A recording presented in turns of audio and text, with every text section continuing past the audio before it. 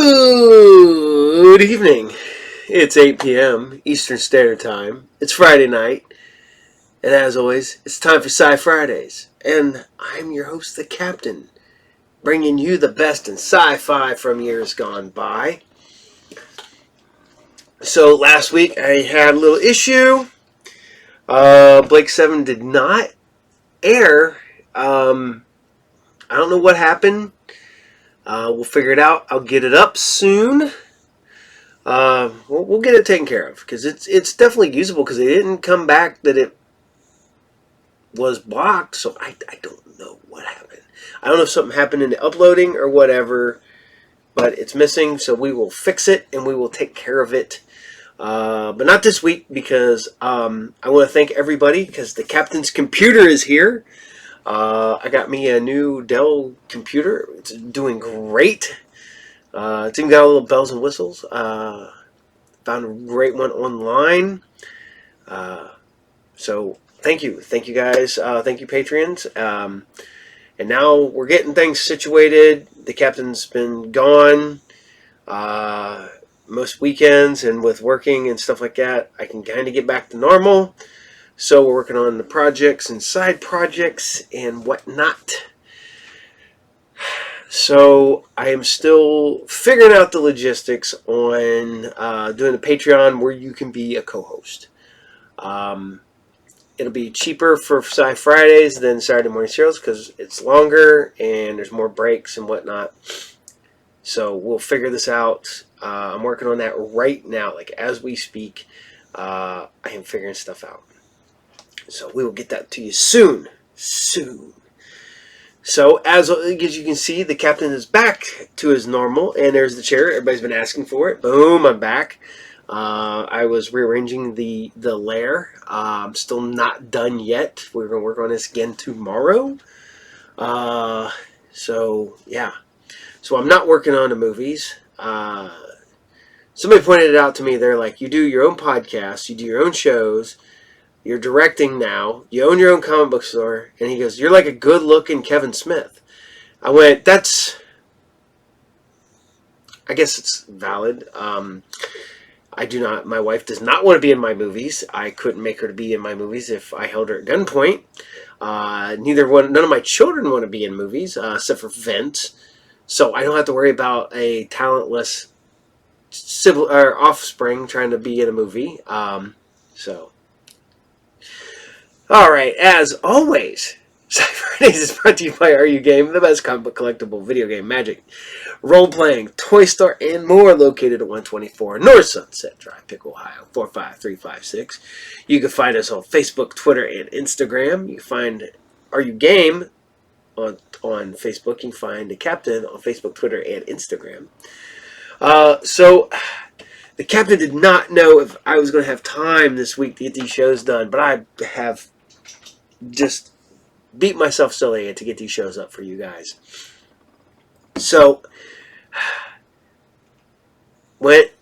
did stuff last week, got the computer then on Monday, dealt with getting everything switched over, which we're not done yet, but I got to get all my programs switched over to the new computer, so it's all fun doing that.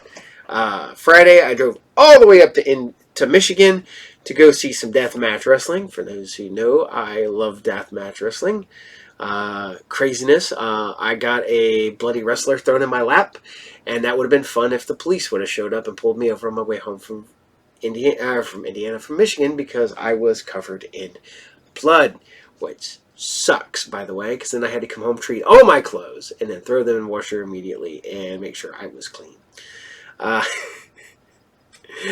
But I got to talk to a wrestler who I hadn't seen since before they were a wrestler. So shout out to Mother Endless.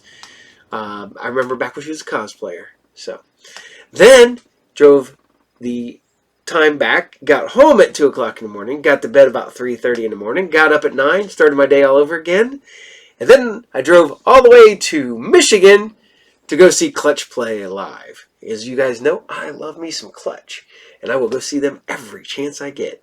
And I guess saw them in Cincinnati not too long ago, drove all the way over to Indiana to go see them, and hopefully at the end of the year I'll drive down to Cincinnati and see them again, because that's what I do. All right, so I'm babbling and going on and on, and so we mixed it up this week.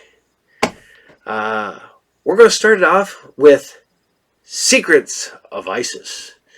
We're going to find out why they're a terrorist organization. No, the goddess Isis, the original Isis, the really good and important one. Joanna it was great because it was set right alongside the Shazam, and they did make a DC comic of Isis, which we've now got her in the DC universe, and she hangs out with Black Adam, which I think is fitting. So I'm gonna let you guys enjoy this. This is Secrets of Isis, Season 1, Episode 1, and this is Light of the Mystery Man. Enjoy. Oh, sorry. Light of Mystery Mountain. Enjoy. "O my queen," said the royal sorcerer to Hatshepsut, "with this amulet, you and your descendants are endowed by the goddess Isis with the powers of the animals and the elements. You will soar as the falcon soars, run with the speed of gazelles, and command the elements of sky and earth." 3,000 years later, a young science teacher dug up this lost treasure and found she was heir to the secrets of Isis. And so, unknown to even her closest friends, Rick Mason and Cindy Lee, she became a dual person. Andrea Thomas, teacher. Almighty Isis. And Isis, dedicated foe of evil, defender of the weak, champion of truth and justice.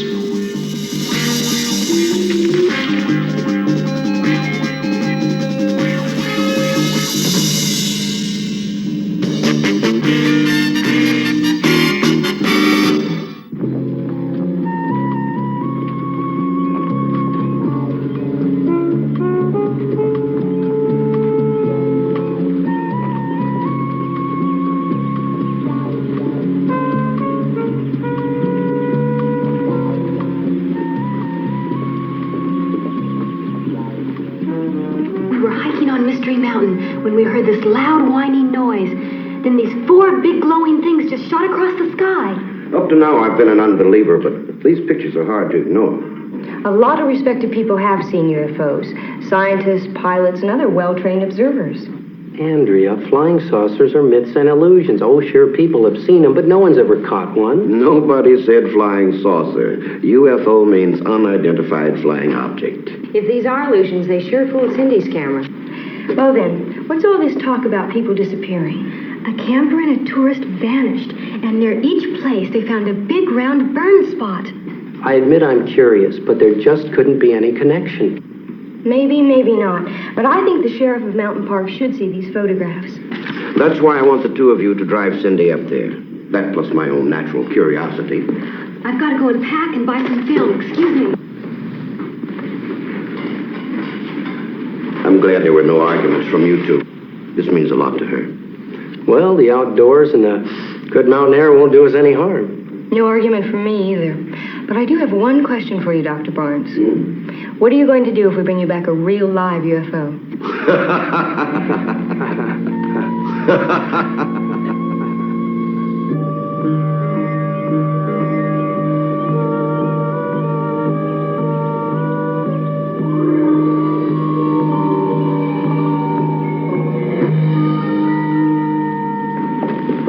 All we've got is 1 deserted cabin, 1 abandoned car, and 2 round burn spots. Beyond that, but thank you for letting me look at your pictures, even if I still don't believe in UFOs. My sentiments exactly.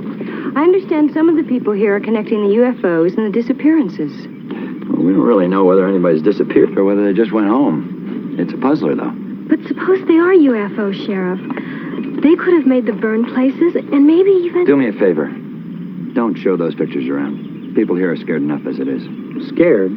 What about? Some of them feel that they may be next. A few people from Mystery Mountain are talking about selling out and moving. You know, this could become a lot more serious than it already is. Wait, stay there, we'll turn around. That's Chick Jeffers and Art Byron, 2 of the local guys that took my club hiking last week. Say, Sheriff, do you mind if we take a look at that cabin? I'd like to run some chemical tests on that burned area. Just out of curiosity. No, I don't mind. In fact, I'll show you the way up there. Thank you. Hey, Cindy! Over here! Excuse me, please. Go ahead. Hi, guys. I was hoping I'd run into you two. What's happened lately? Well, nobody else has disappeared yet. Yeah, but Art and I think that's only a matter of time. Cindy, what do you got there?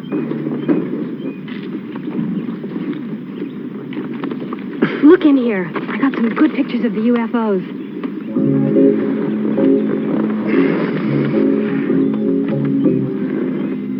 Cindy, these pictures, they're really UFOs? Cindy, let's go. Okay, Andrea, just a second. Well, I have to go now. We're looking into this UFO deal. See you later. Let's go. Mr. Moss will want to know about this. Yep.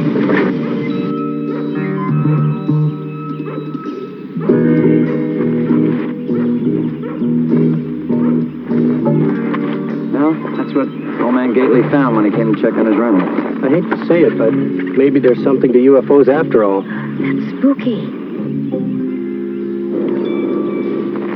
Odd, it has no smell at all. A fellow named Pratt rented it for all summer. Jenkins came up and he found the place in a mess, like maybe there'd been a struggle or something. Then Pratt was gone. Car sick. That's me, excuse me. A rocket? If it was, let's hope it doesn't come back. We got another abandoned car up on the highway just like the other one. I don't have to go there right now. We'd like to go with you. I'm done here. I took samples for future testing. Let's go.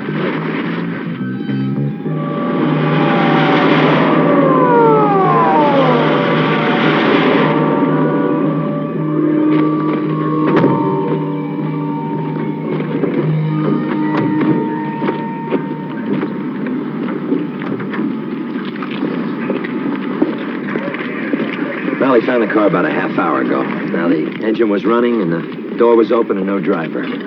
So he shut off the engine and called it in. He would have called it in as a simple stolen car, except for one thing. That. It's just like the other one, and just like at the cabin. I tell you, I just don't know what's going on. I mean, I really... I've heard that sound before. The UFOs, they're coming.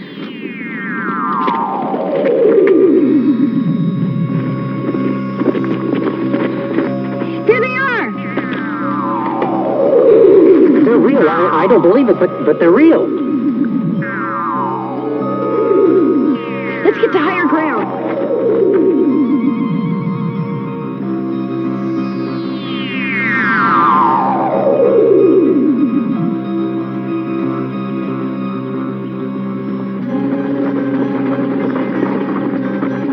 My camera. Forgot my camera. Okay, just a minute.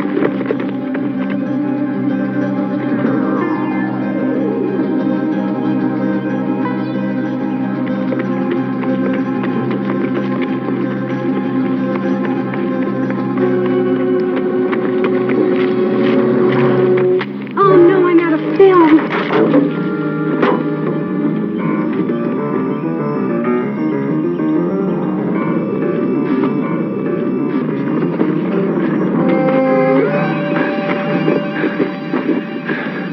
I don't understand. They weren't moving that fast. Maybe they landed somewhere.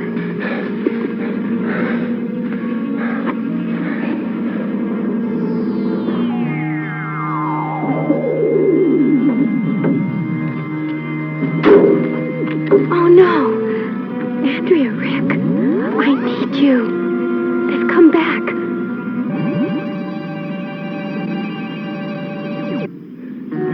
Well, at least we can say we saw them. I'm telling myself just the opposite. Except I don't believe me. Where's Cindy?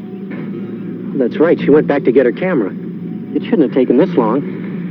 We're not going to see anything more up here now anyway. I better go call in.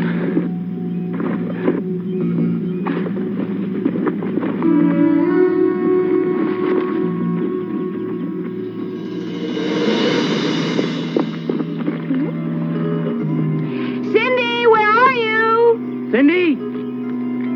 Cindy!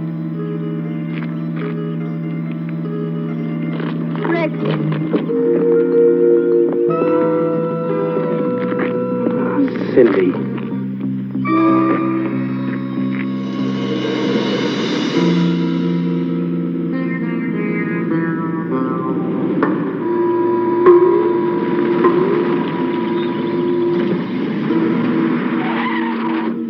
Boy, am I glad you guys came by when you did. I heard the UFO's coming. You're lifesavers.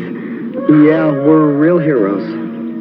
Look, Cindy, can I see those pictures of the UFOs again? I'm going to watch for them. I might get some more good shots.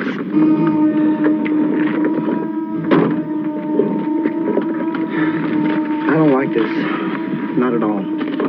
Look, we're in it this far. We sure don't have much choice. Okay, I'll go along with it. But that doesn't mean I have to like it. All we have to do is swipe the pictures and take Cindy back to town. Nobody's getting hurt. Yeah. I know. I don't like the whole thing either.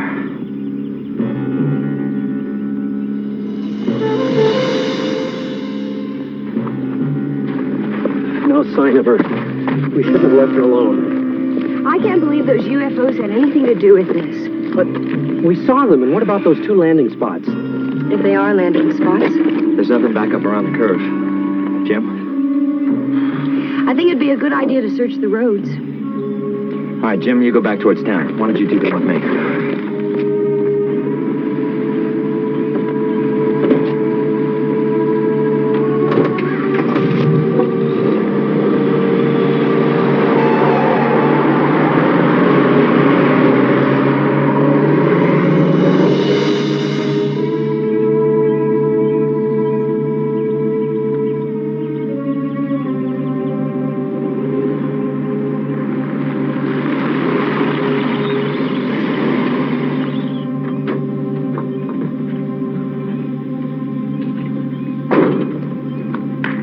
Hello there, young lady. How are you?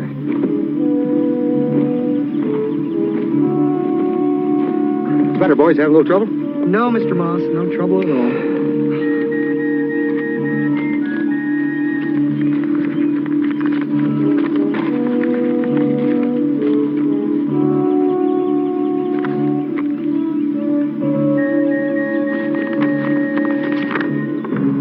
Where's the negatives?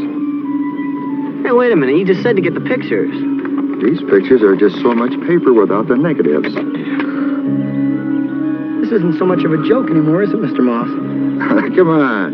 You two knew exactly what you were doing, but all you wanted were the laughs. Now, here she comes. I'm going to have to get these negatives myself. Hey. Listen, I just passed the sheriff back on the road with a few people, and gee, they seem terribly upset. Oh, those are my friends. Well, the boys here are just about out of gas, and I'm going back that way. You No, can ride back. Cindy, don't go with him. What's the matter? Look, Mr. Moss, we were wrong to get involved with you. I mean, we both know that.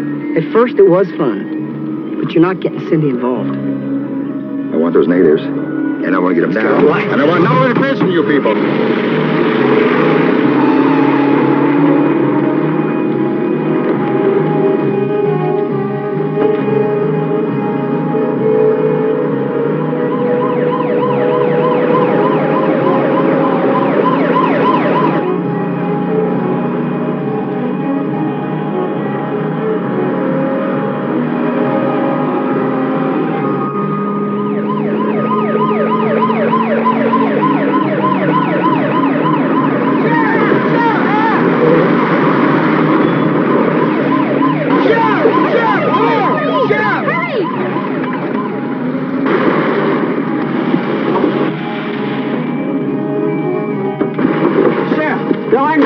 It's all a trick. They were illusions we made up to scare people. Cindy, are you all right? Oh, yes, Miss Thomas, but... We're in on it with Mr. Moss. Moss, the real estate man? Yeah, there he is. He's been chasing us.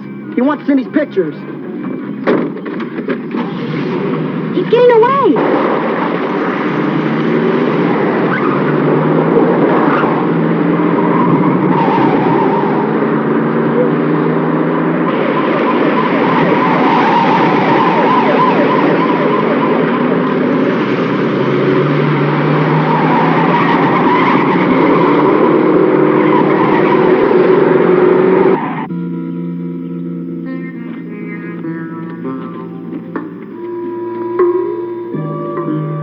Almighty ISIS.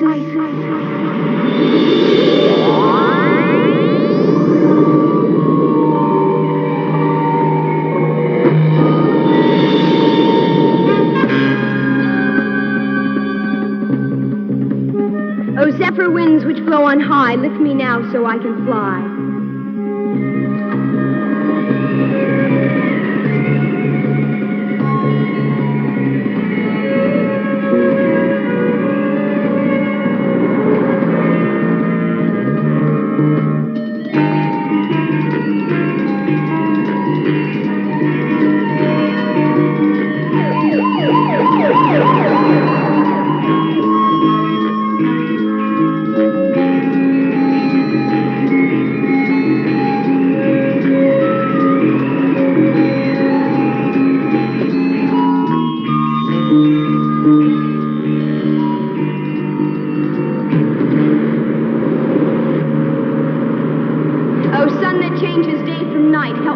This man from flight.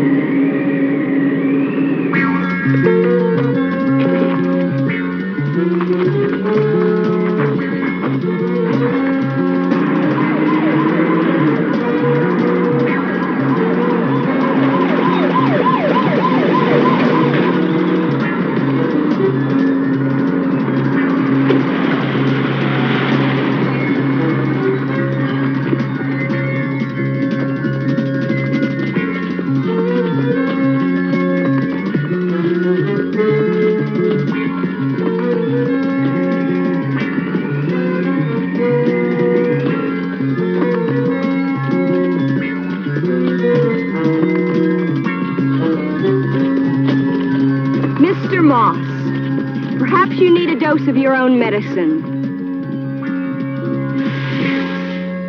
Ancient Sphinx, all-knowing and wise, confront this man with his own lies.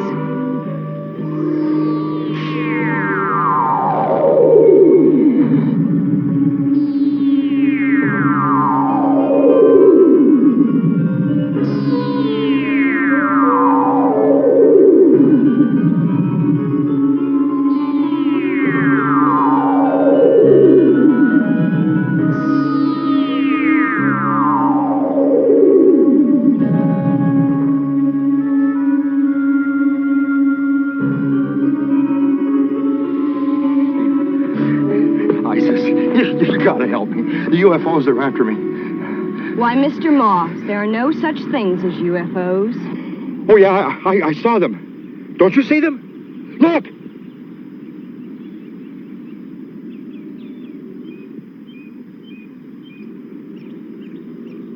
I saw them. Honest, I did. There were 3 of them. Sheriff, look after this man. He claims he saw a UFO. No, I did. I saw 3 of them. Sure enough, Mr. Moss. I really did. I saw 3 of them. They were after me.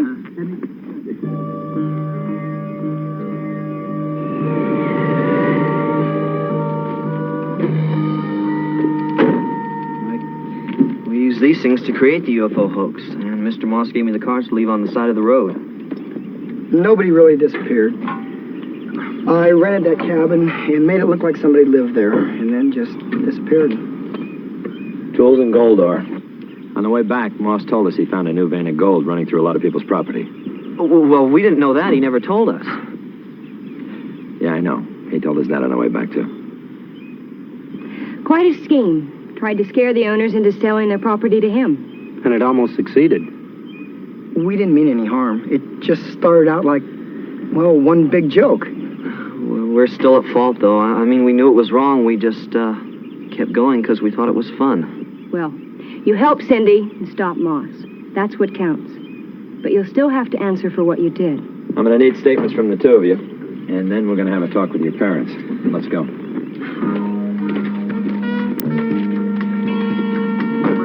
A gas hose to burn the ground, a projector to make mid-air pictures of UFOs and sound equipment. No wonder I was fooled. I agree, Rick. It's no wonder. Where's Andrea? I left her on the road. Wait till I tell her what happened. Oh, zephyr winds which blow on high, lift me now so I can fly.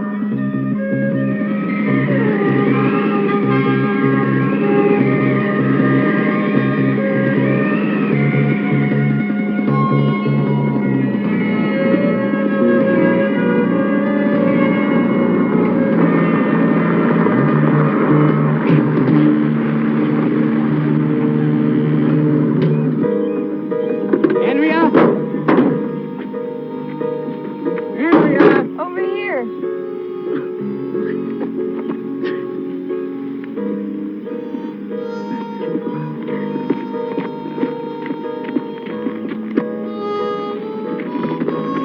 Well, aren't you going to ask us what happened? From the look on your face, I guess that you caught Mr. Moss, that Art and Chick are making a full confession, and from the look on your face, I guess that you have something to tell me. Do I ever? It was fantastic. Isis was there, and you should have seen her. You know something? How come you're never around when Isis is there? Beats me. Seems as if you and Rick are always having all the fun. It's probably just as well. There was a lot going on, and the excitement might have gotten to you. You're right, Rick. At times like that, it's well that a woman isn't there to get in the way.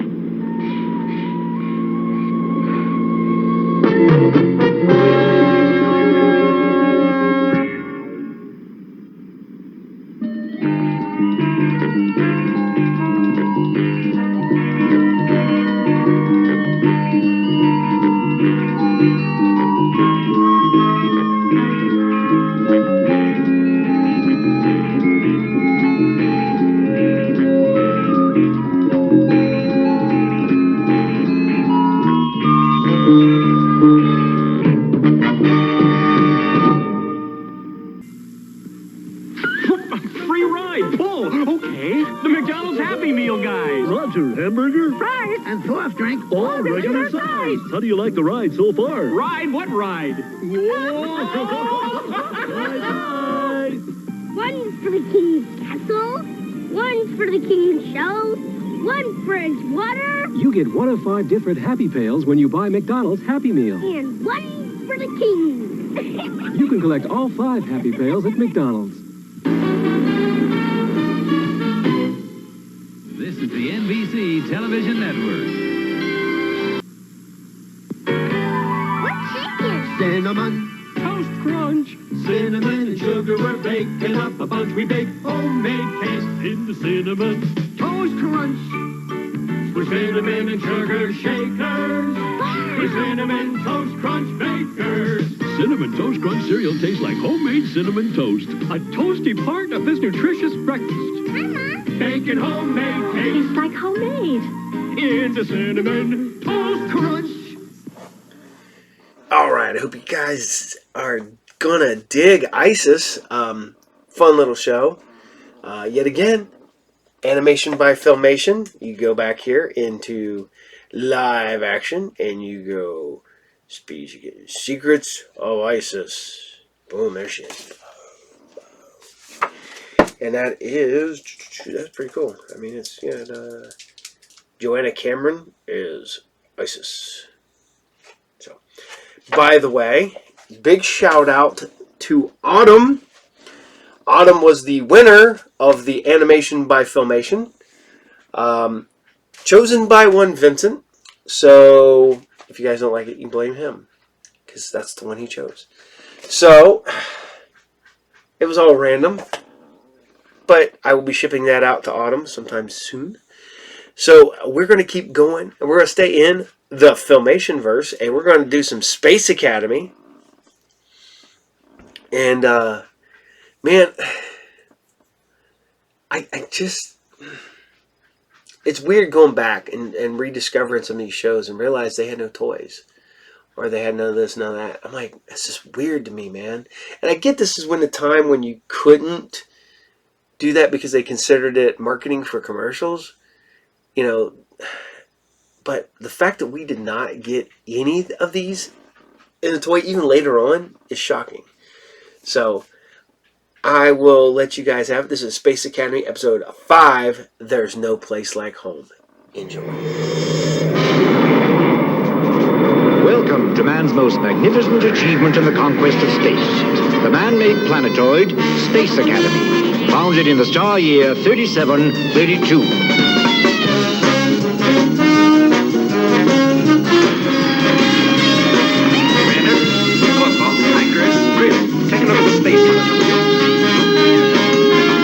Here we have gathered young people from the farthest reaches of all the known worlds.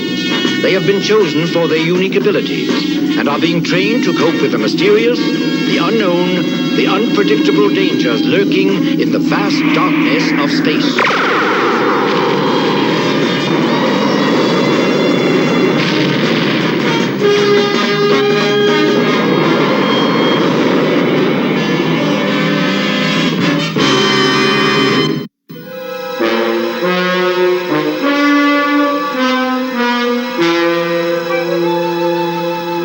So the nations of the world decided that a space academy, provided with the world's finest instructors, and attended by the brightest, the very best young students that would then... Loki? Oh, yes, sir? You weren't listening. I'm sorry, Commander.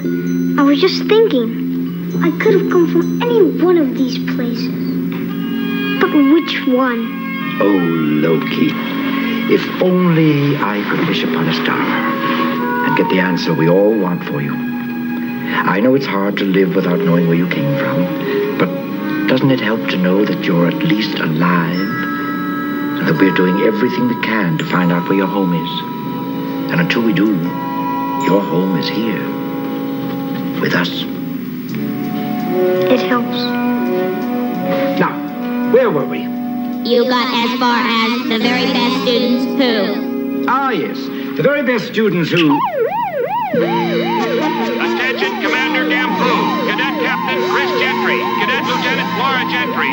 Green alert. Report to control immediately. I'll be there directly. I must go now, Loki. But we'll talk later. Promise.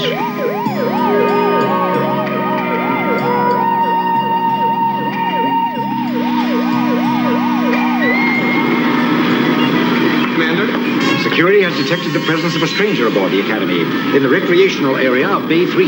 Well, how did he get there in the first place? Well, it could have transphased while repairs were being made on the outer shell of Bay 3 yesterday. Oh, you're right. The power was out for a couple of hours. As a matter of fact, we had to send a search party out for Adrian and Laura. This discussion is obviously of dubious importance. Let's save it for later, shall we? I want all of you to investigate Bay 3 immediately. Yes, sir. Oraco.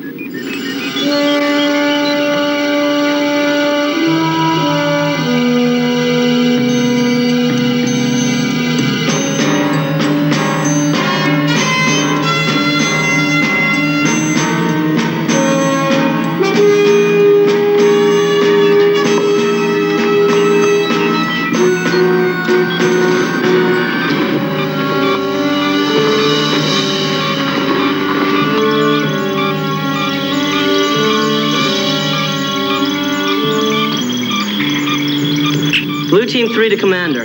We spotted something moving pretty fast in the second quadrant. Blue Fox to Bluebird. I think we can triangulate.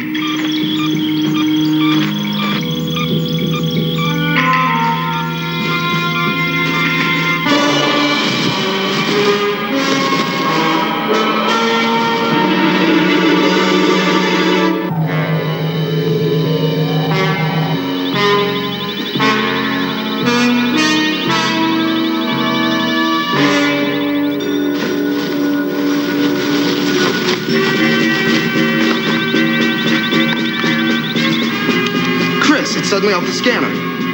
Look at this.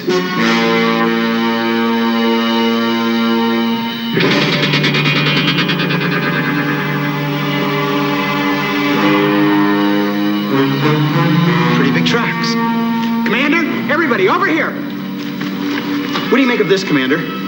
Strange. Unlike anything I've ever seen.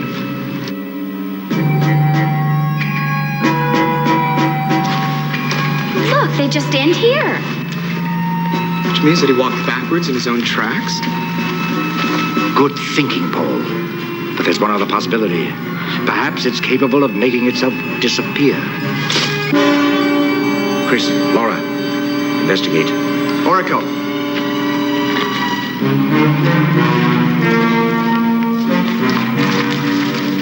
Oh, Chris, it's a rabbit. Oh, he's so cute. I think I'll give him to Loki as a pet. Hi. I'd love to see Loki's face when he sees his new roommate. Me too. And they're such gentle creatures, aren't they? So soft and fuzzy and cuddly. The poor thing was probably starving to death.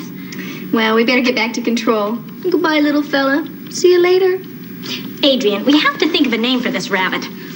How about, Jumping Jupiter? I like it.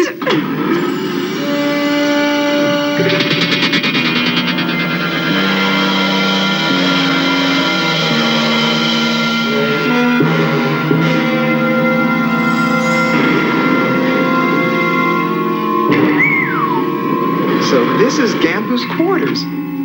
I've never been here before, have you? No. Feel a little strange about it. Yeah, well, the commander said search all quarters, including his own. I'm gonna check the back room.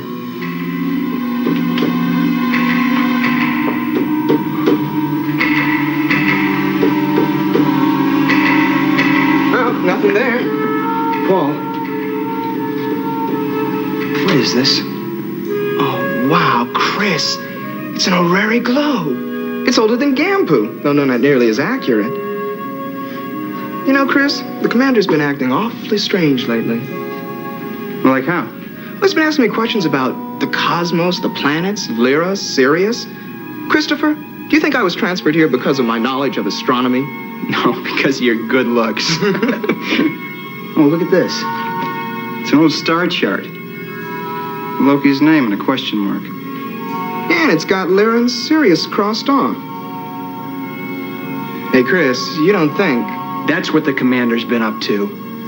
Trying to find Loki's home. Oh, what do you know? I know if we don't get moving, we're going to be on garbage detail for the next 2 weeks. Come on. Right.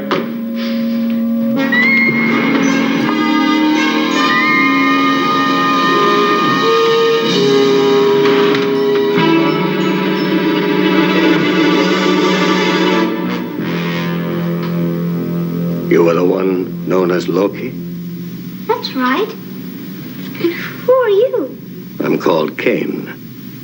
You and I have not met before, but I am from your home planet. My home? You know where I'm from. All that and more. How do I know you're telling the truth? Your name, Loki. You were rescued from the planet Zalon by an Academy team before that planet was destroyed, and you wear the amulet. A lot of people know that. Ah. Do they know the amulet is holographic? That it carries your coat of arms? How did you find me? Where is my home? I'll tell you all you need to know. But first, and most important, what your planet, your people, require of you. Of me? Your science lab has succeeded in perfecting a chemical compound that is kept secret. They call it MX5. It is safeguarded there. You will get it for us. I will ask my friend. No. No. That's out of the question. The Academy people care nothing for those who are not of their universe. They mustn't even know I'm here. But if I can't ask them, then how can I get the... You mean steal it? It will not be difficult. But you're asking me to steal.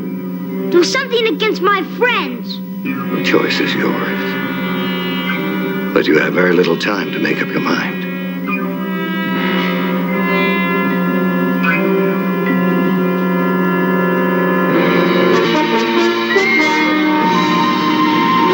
Hello, Loki. On your way to class, I presume? Carry on. Commander, Yes, Loki. I have a question. It's, if there's something that has to be done, and you don't know whether or not you should do it, how should you decide whether you should or shouldn't? I think it might help if you thought about the things that we teach you here in the Academy, you know? Right and wrong. You have many good friends here, Loki, people you respect and trust.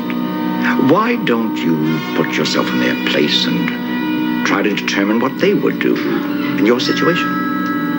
Thanks, Commander. You're quite welcome.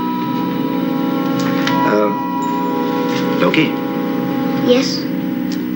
we all love you, you know. Carry on.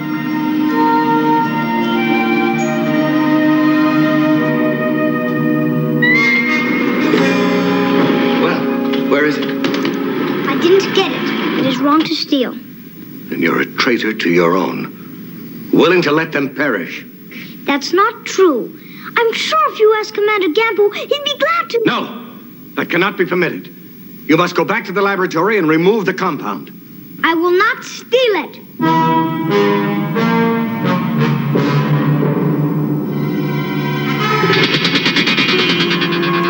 Do not doubt my powers.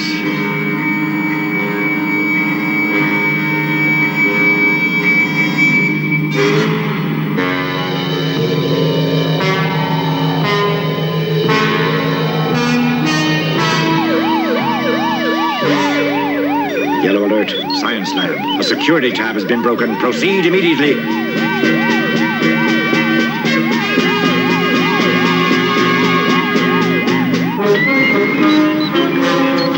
Nothing here.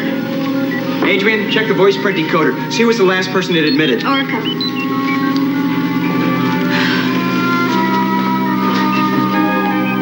MX5 is gone.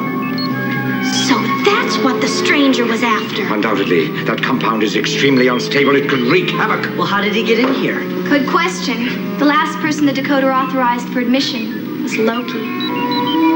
Loki?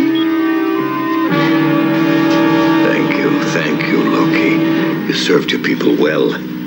Are you really from my home planet? Now, why would you doubt that? Because I don't think they would make me steal. How wise you are for one so young. You will grow tired now and sleepy. And when you awaken, I will be gone. I'm sorry, Loki.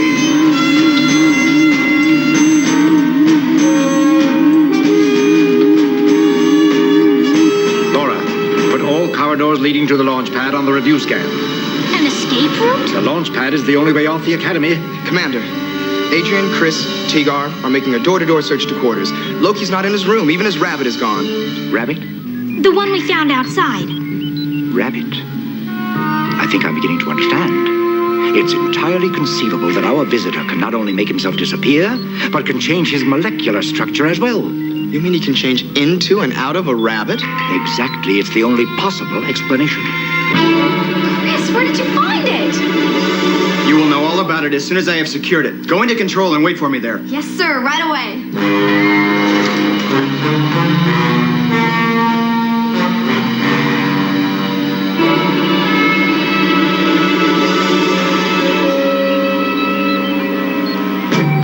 Commander, I saw him out there, just like Chris. He had the MX5 container, and he said he was... Adrian! Calm yourself. Now tell me what you saw. I was in corridor 3. I was sure it was Chris coming towards me. He had the MX5 container, said he was going to secure it, and he wanted me to... Commander, look!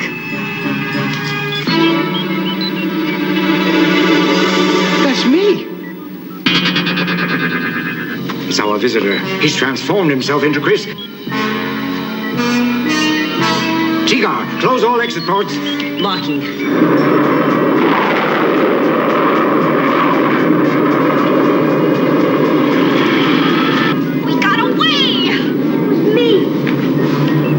The MX5 for him. Loki, are you all right?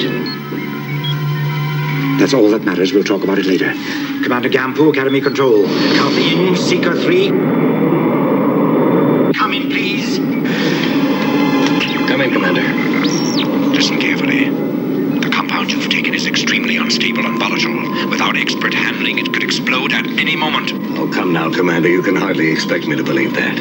It's the truth. I beg of you, for your own good, bring it back. I'm doing what is necessary for the survival of my people and my planet. If that was truly the reason, you should have asked for our help. We've sought the help of interplanetary neighbors before. None proved trustworthy. Goodbye, Commander. Seeker 3, come in. Seeker 3, come in!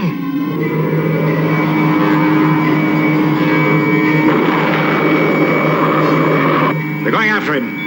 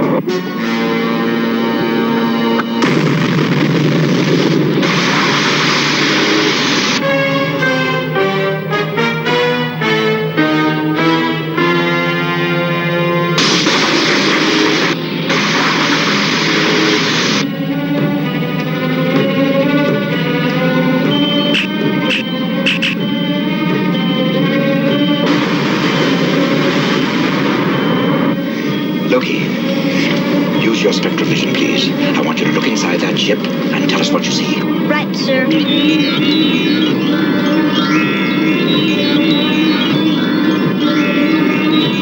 do you see, Loki?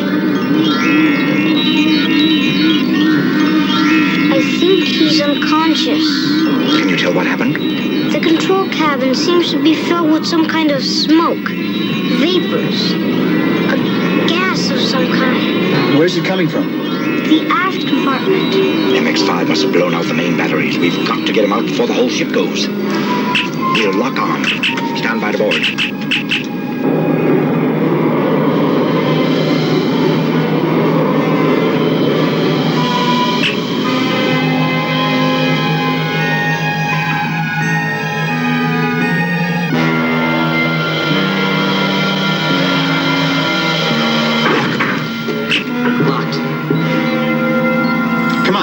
Tigar, Laura.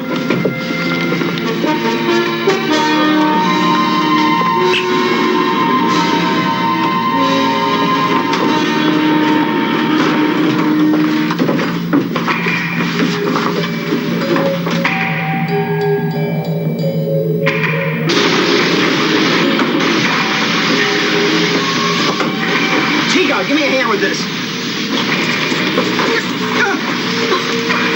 Make it fast. I can't hold it up much longer.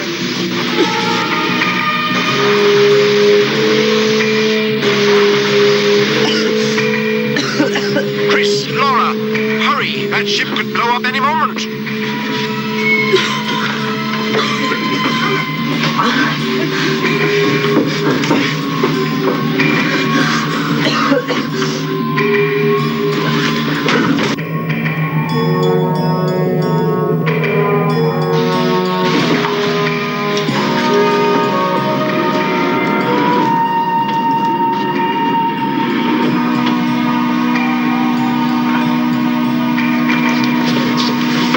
Full power. Now let's get out of here before that ship explodes.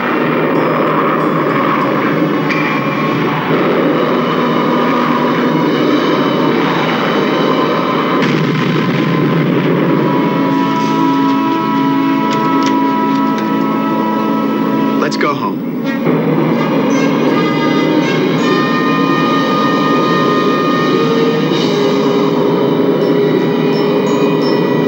I don't really know do you go about thanking someone for saving your life? Well, we couldn't just leave you out there.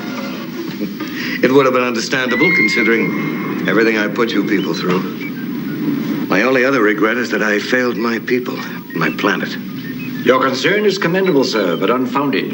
I've presented your problem to the Federation. They will investigate it thoroughly, and I can assure you that whatever help your planet needs, it will surely get. Thank you, Commander. See? I told you let me ask my friends. Yes, you did, didn't you? And I was wrong. Meantime, if there's anything else I can do for you... As a matter of fact, there is. What is that? Could you teach me how to, turn things into stone? Do you perchance have anybody particular in mind? No. But on second thought, how would you feel about a stone robot? Danger! Danger! Blue team, save me! I don't want to be changed to stone. Please save me! Help! People, I was only fooling.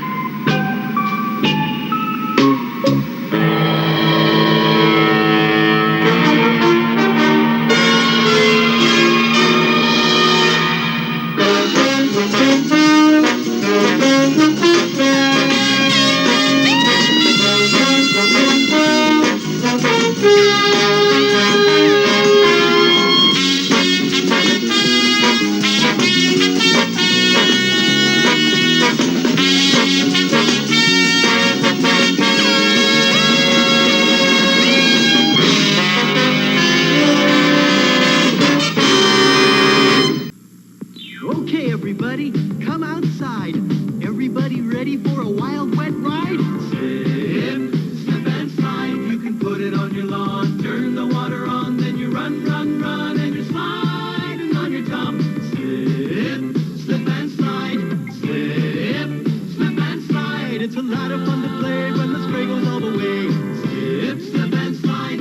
Slip and Slide comes with plastic slide and fasteners from Whammo. Are you ready? Because once you bite into a Three Musketeers bar, there's no turning back. It's so light it lifts you to the limit in chocolate taste, with the center ripped like a chocolate cloud and coated in velvet smooth chocolate. Go on, lighten up with Three Musketeers and let your spirits soar. All right. Hope you guys still dig Space Academy. So, I love this show. And I thought I was going to end it last week, but man, damn it, nope. We're going to keep it going with some more Kolchak. Love me some Kolchak, man. And you can't go wrong. You guys all seem to love it. I love it. America loves it. And this is Kolchak. This is the episode The Youth Killer. Hey, look who the goddess is in this.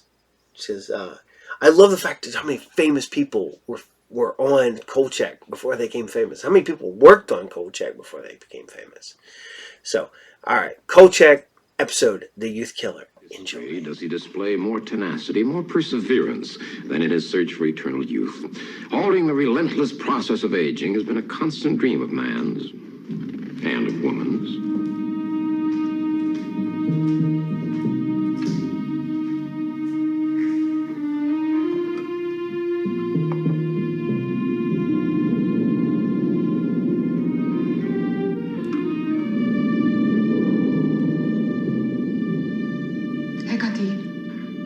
Neotitos Calithea. Tentes dules efkene pakosan. Ke yuminos takoteped. Dehuten desien tahuten. Eternal youth? Is it really a dream, or is it possible that somewhere, someone found the secret? Ke kale esios. The following experience gave me a new attitude on the whole subject of youth and aging. Amomos te. Hen ete etos neotetos ke kalos ke hegas. September 20th, 8:05 p.m. William Cubby, age 22, deeply concerned with retaining his youthful vigor, his trim physique. This concern had made him a dedicated jogger. Cubby would never know if the jogging really helped. He was the first of a series of Chicagoans who were spared the ordeal of seeing their youth slip away, slowly. Que Yumi nos taco de bed.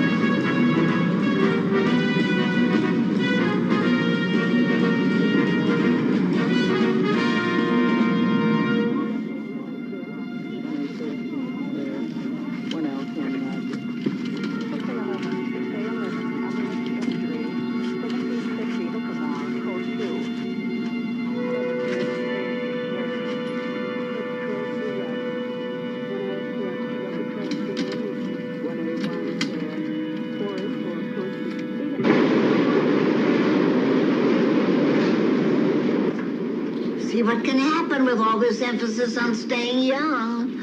Poor old fool. What's so unusual about a man of 90 having a heart attack and dying? He was jogging. Jogging! So I'll be happy if I can bend down and tie my shoelaces when I'm 90. Well, if you take better care of yourself with the proper food and exercise, you should be able to do everything at 90 that you could do at 19. Good morning, everyone. Good morning, Mr. Wow, lovely morning today. Yeah. You notice anything different about me today? Anything different? Different? Yes.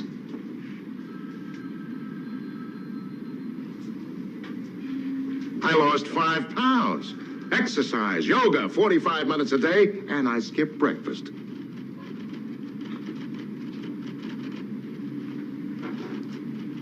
Have we run out of things to do around here? Oh, no. You are working on the swinging singles update, Carl, right? Yeah, that's right. Right. What have you come up with so far? Well, listen, there have been a lot of changes in the last 10 years in the dating scene. Well, that was the reason for the update. You will have it on my desk by Friday, won't you? Friday, right. Fine. That's just a rough draft.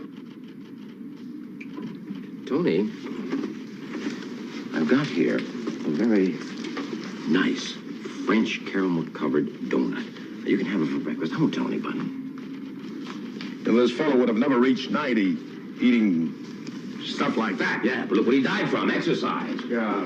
Now, Tony, that is a rough draft. You understand? I understand. I'm just blocking it out. I'm just going to glance at it, that's all. Oh, well, it's very rough. What's that? That's for colds and flu. What's the other one? That's vitamin E. What's that for? You know, Tony, there was something very peculiar about that old jogger. This is very good. Quite good, Carl. We'll get the rest of it on Friday. He was jogging along the river road. Carl, forget about that fella. Nobody cares about 90-year-old people.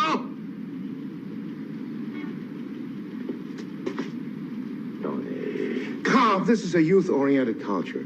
The music, clothing styles, language. That's where it is news-wise at this point in time. But that body had no ID on it. I mean, it had no Social Security, it had no Medicaid, Medicare, it had nothing. Carl, look, last week on the Johnny Carson show, they had an Indian. 110 years old, he wore this feathered war bonnet, and he was doing push-ups. And it was dull. I get the point, Tony. I get the point. I hope so. It's just that. It's just that along that particular strip along the river road means that old jogger had to run for 4 miles. I mean, a 90-year-old man. I mean, if he drove to River Road, they'd have found his car by now. And if somebody dropped him off down there, whoever it was would have come down and claimed the body by now. But you're right, Tony. Who cares? Nobody cares. Who cares? New York wants that swinging singles feature. It wants it light, perceptive, full of insight, and by Friday. Right. I get it, Tony. Right. Cut.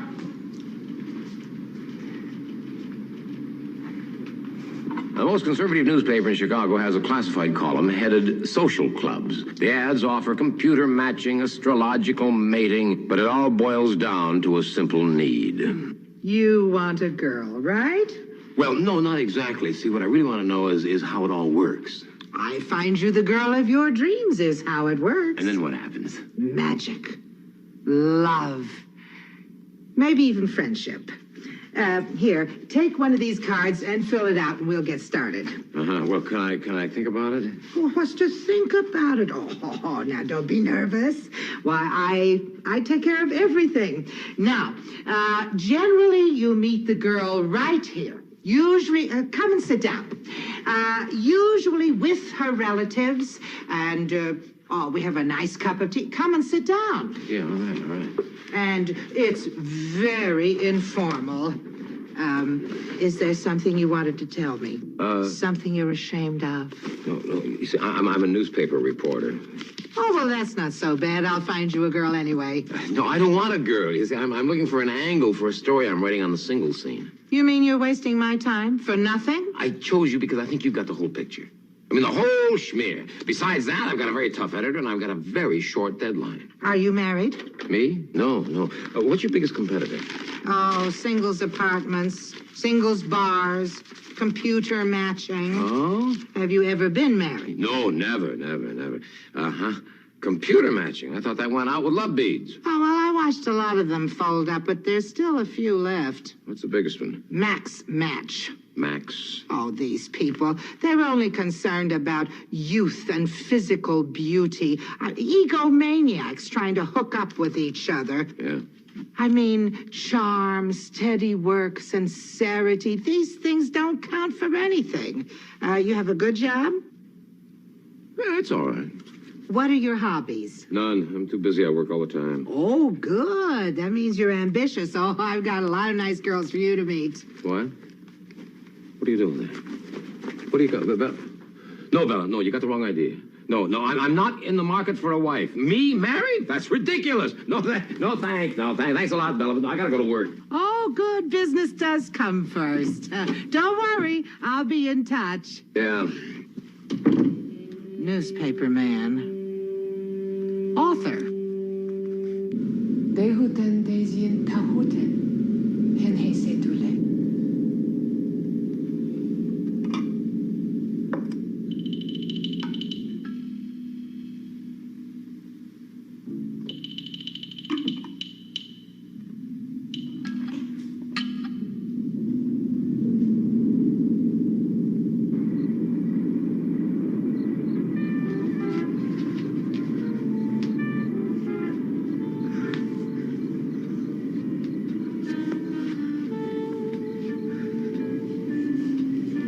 September 21st, 8:13 p.m. Cynthia Tibbs, young and beautiful and determined to stay that way, was performing her nightly exercise.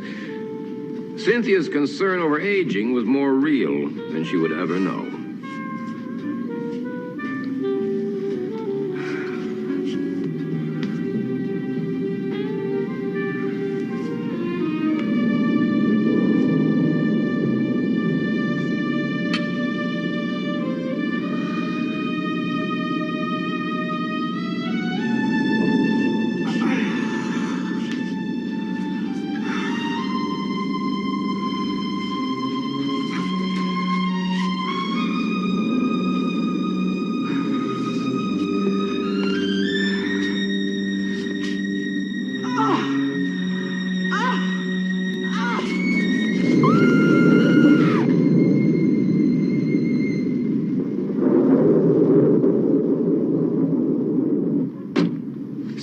22nd, 10 a.m. I had spent the night hitting singles bars, hearing all about biorhythms, Harvey wall bangers, rugby, tuned exhausts, and of course, sex.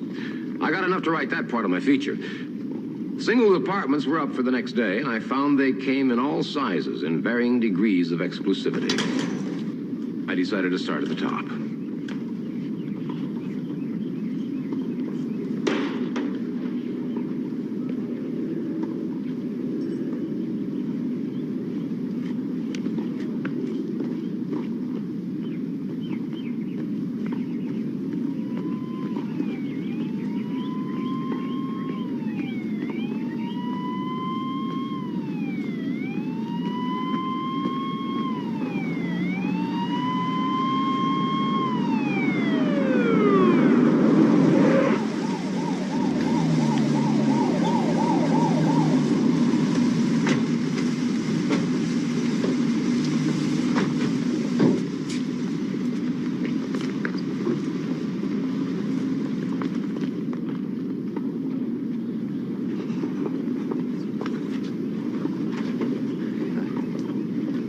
This way.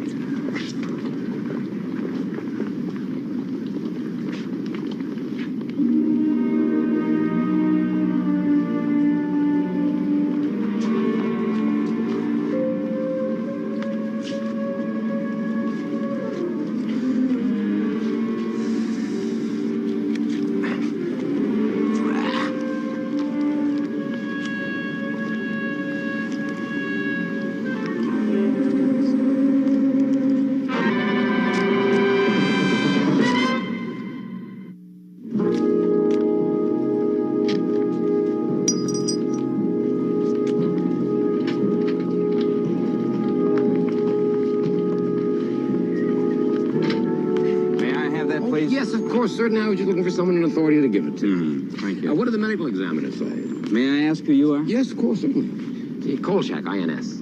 You're Kolchak? Yeah, that's right. You're the one the precinct captains are always talking about? What do they say? That you're a pinwheel. Oh, well, that's because those idiots don't know what that... Wait, I don't accept other people's judgments. I make my own evaluations. Are you sure that you work on the Chicago Police Department, not for some independent agency I don't know anything about? Chicago PD Sergeant Orkin. I like to think I understand the value of the news media. I feel the police and press should work in concert. Where have you been all my life? In Edgewood, out in the boonies. My first case is a 100-year-old Jane Doe in a singles playground dressed in a body stocking. Then why would you wear a ring that was so loose it falls off her finger? Hell, when my grandmother hit 80, she insisted on wearing her stockings over her shoes. Sometimes they get that way. They do, huh? Yeah.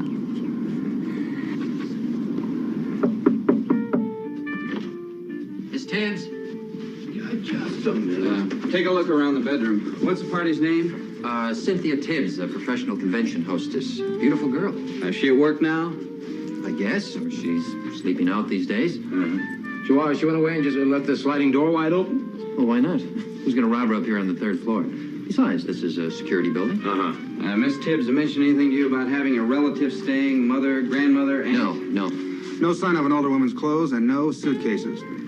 What's this doing on? Oh, she probably left that on so people would think someone was home. I do the same thing, case of robbery. I thought this was a security building. Well, this is the last apartment. I don't know how the old girl got where she got, but she didn't take a gainer off one of these balconies.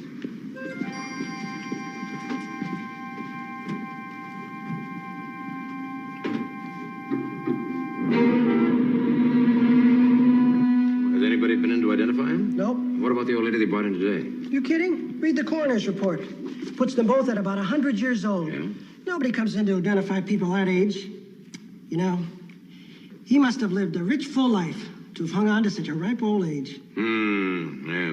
It says down here the cause of death is heart failure. What about the old lady? Same. Look, do you mind if I lower the sheet? My arms are getting tired. Wait a minute, there's a mark on his finger here. Looks like a ring mark. You got the ring? It may be in the personal belongings box. Personal belongings box. 11,684. How much, Gordy? Not this time. You're always down in the morgue asking special favors. No, I always pay. You promise money, but you never come through. No, you got me mixed up with somebody else. How about $5? Nope. We morgue attendants are always getting burned by you. We talked it over, and we want a portable TV for when things are slow. Color. A color television set? Are you out of your mind? I don't have that kind of money. By the way, that last peeper belongs to the old man. Why wasn't it on the autopsy report? Well, the pathologists don't bother doing full workups with real old people. I mean, everything's wrong with them. Goes in the belongings box. Listen, Gordy, I've got to get in that box. Now, come on, now, you know I can't afford a television set. Oh, how much can it cost you? Well, black and white? Color. Black and white. 18-inch screen? Used. It's a deal. That's the glass up. Glass up, right. Okay. Jogging trousers. Shoes? Shoes. Hey, big feet, eh? Let's see, it's his jacket. What's this? A key. Uh-huh. Well, where's the ring? There's no ring in here. Where is it? Well, either he wasn't wearing it when it died or it fell off. No one here took it. No. Nothing gets you fired so fast. Yeah, all right. Now, concerning your television set... Ah, please, please, no threats. We made a deal, and I let you look in the box. Is it my fault if the ring isn't in there? Well, Now, I think the TV will go right there. Uh-huh. And if I'm not watching, let's make a deal. By the end of next week, there'll be no more deals down here. Yeah. Yes, sir. If Monty Hall can't liven this place up, there's no hope. Thanks a lot, Gordy.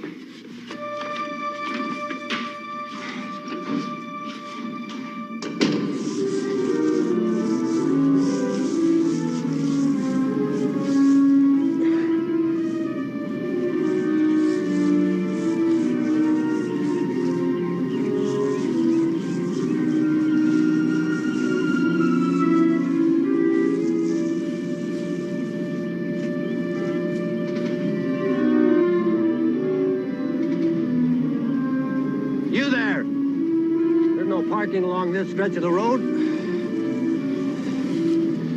What do you got there? Huh? A four-leaf clover.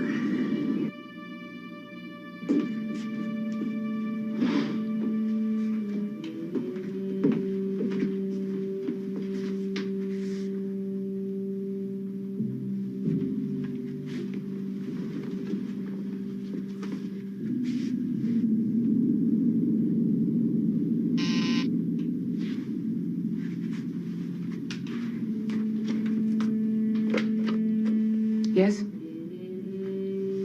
Send him in.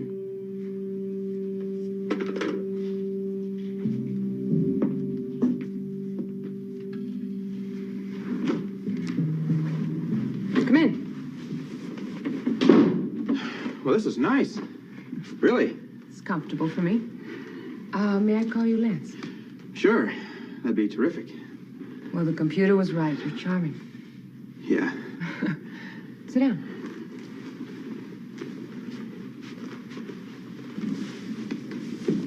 Max Match is very exclusive in itself, Lance, but within the general membership, there are superior people. Truly superior in every respect. The computer picks them out. Picked you. This means that you will be matched with the most beautiful people in Chicago. You will be a member of the Olympians. Is it expensive? No, there's no charge. It's an indulgence of mine. You see, beauty and youth are the most important things in the world to me. I have to ask you a question. It's very important. Was everything on your application truthful? I mean, do you have any physical imperfections? No, none at all. But there is something. Well, my name really isn't Lance Mervyn. I changed it legally. Well, that doesn't matter. The name you picked suits you very well. Well, thank you. This makes you an Olympian. Congratulations.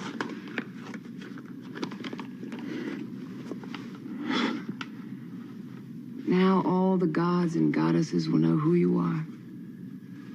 And this scroll makes it official. When does the action start? Oh, tonight. Well, I don't like what you're doing, Irvin. Mother, can't you call me Lance? No. You were Irvin when I was in labor, you were Irvin when I fed you at my breast, and you'll always be Irvin, for me. I know. What kind of a name is Lance? For a cost accountant. That's the idea. I'm trying to get my identity crisis together. I want to change my image. I don't understand that. And I don't understand you're using a machine either to pick some person you could spend your whole life with. Are you listening to me? Or maybe you're thinking just of tonight. I'd like to see the kind of girl you asked for. I asked for a girl just like you. Wash your hands.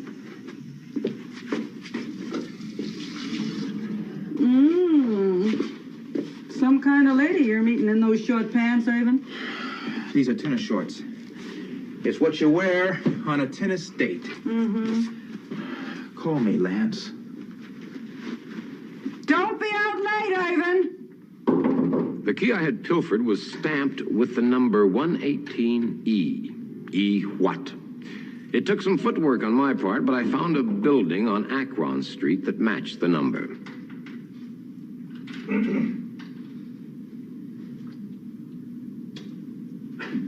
Wrong floor. I'm downstairs.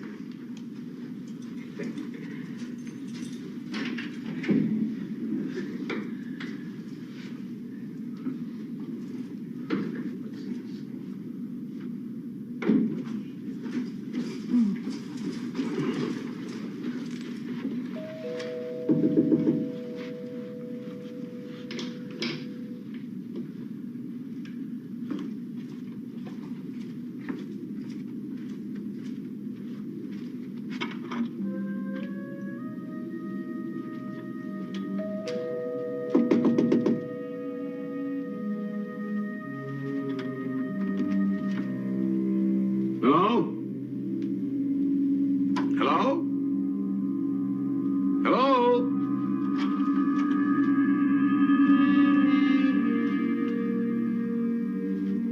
Anybody home?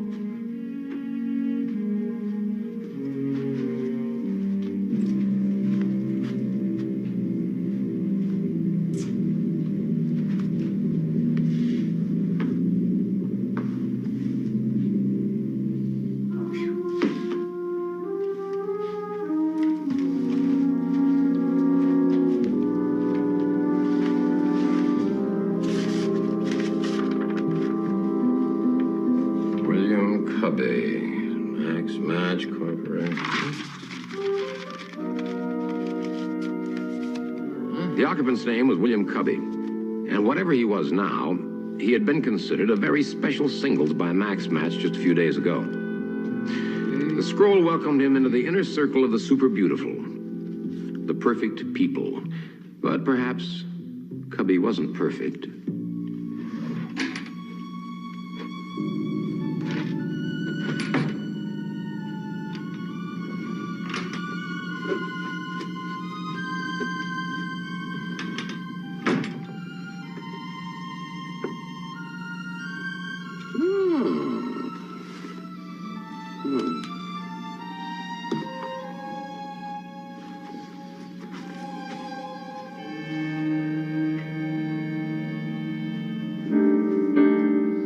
Indeed, it seemed that William Cubby wasn't perfect at all. And Irvin, a.k.a. Lance, he would never again be concerned about his image. His mother was right. Lance's appointment had indeed been with a different kind of lady.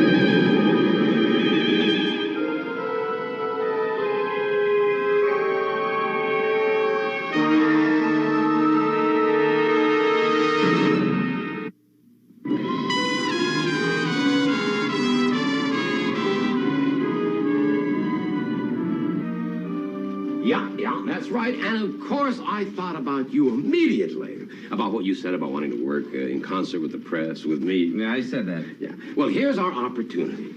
I mean, you can provide me with the proof that I need. Proof? Proof.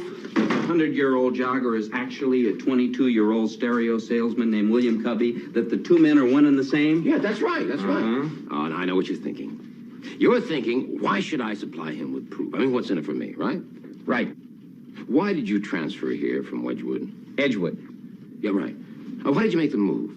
It was for excitement and thrills and advancement, right? Okay, now picture this. Picture yourself walking right into your captain's office, and you tell him that you've got this case licked. That all of these old people who are embarrassing everybody in the department, everybody else, by dropping dead all over the place, aren't really old people after all. They're really a bunch of virile, supple swingers. You are a pinwheel. What? When I came back that first day and told the captain you weren't such a bad guy, he almost busted a gut. Finally had to go to the men's room. Look here. They stuck this in my coffee mug.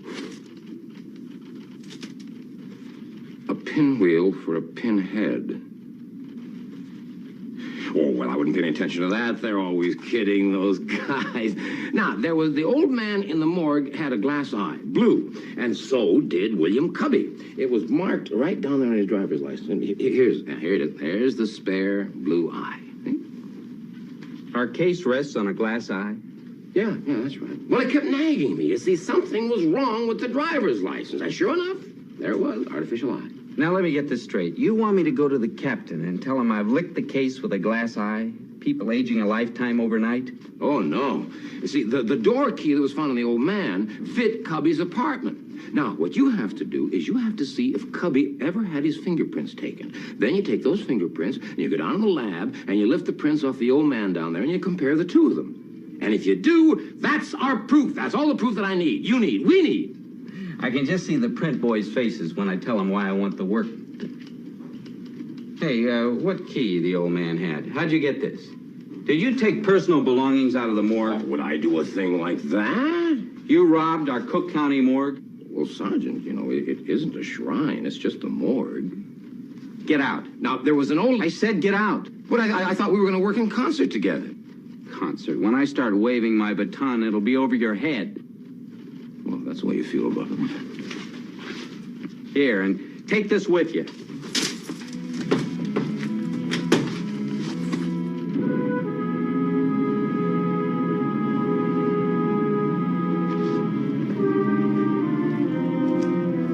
How about it? Have you seen Cynthia Tibbs? Nothing. Like I told you police before, that's her lifestyle, you know, in and out, come and go. She's probably right here in the building, another apartment. For 2 whole days? Guess you haven't been single for a few years. I was never that single.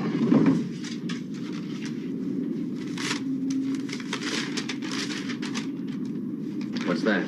Some kind of clue? This is certified Cynthia Tibbs been selected by the Max Match Corporation. Looks like she was some kind of a member of some kind of a society at the Max Match Corporation.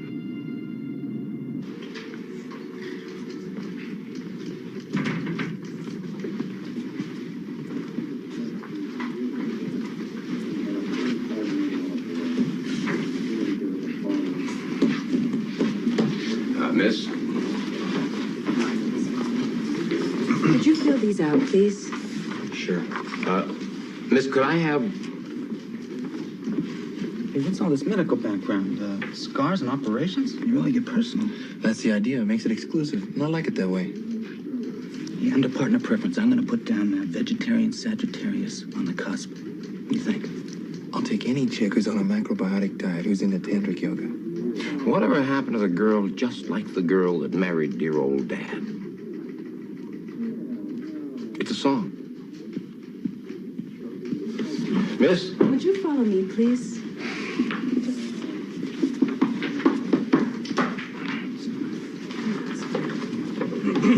Are you being helped? No, and I'm being ignored. I'd like to know why.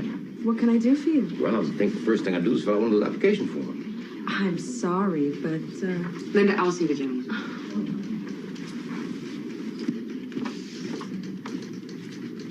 Wowee, it looks like a boudoir. I'm sorry. I think there's been a misunderstanding. You see, we only accept people under 30. Uh-huh. Well, is that for your general membership, or is that restricted to the special group that you call the Olympians? Now, why would an attractive man like you be here? I want to be an Olympian. You don't need us. You're very male. You have the confidence to dress as you like, and I suspect do as you like with everything, Mr. Kolchak. Kolchak. Yeah. Boy, this is really some office I've never seen. You should see the joint that I have to work in. What do you do, Mr. Kolchak? I'm a writer. You know, I've never seen painted furniture like that before in an office. It's just terrific. You got more of it back there? Our computer's back there. Not very aesthetic. Yeah. You use a camera in your... No. It's just a hobby of mine. No, that's all. Half the time, darn thing doesn't even work. So, oops, there she goes again. See, it's just... What kind of writing do you do? Short stories or novels? Yeah, both. Yeah. Well, I'm an avid reader. Any titles I might recognize? No, I don't think so. No, you see, I don't have much of readership here in the States. My publisher thinks my stories are much too bizarre. It's like the one I wrote about the young people who were being turned into crones, and in minutes just like that, they're dead. It's unusual, at any rate. Yeah, well, you got an unusual job here. How'd you get this kind of a job? It was a fluke. I love flukes. I've written some of my best stories about flukes. I hate to be rude, but I'm afraid I'm going to have to ask you to go. For some reason, around this time of day, I get very tired. Yeah, but... Nice talking to you, Mr. Kolchak. Yeah, but unfortunately, you haven't told me about the Olympians. Maybe next time.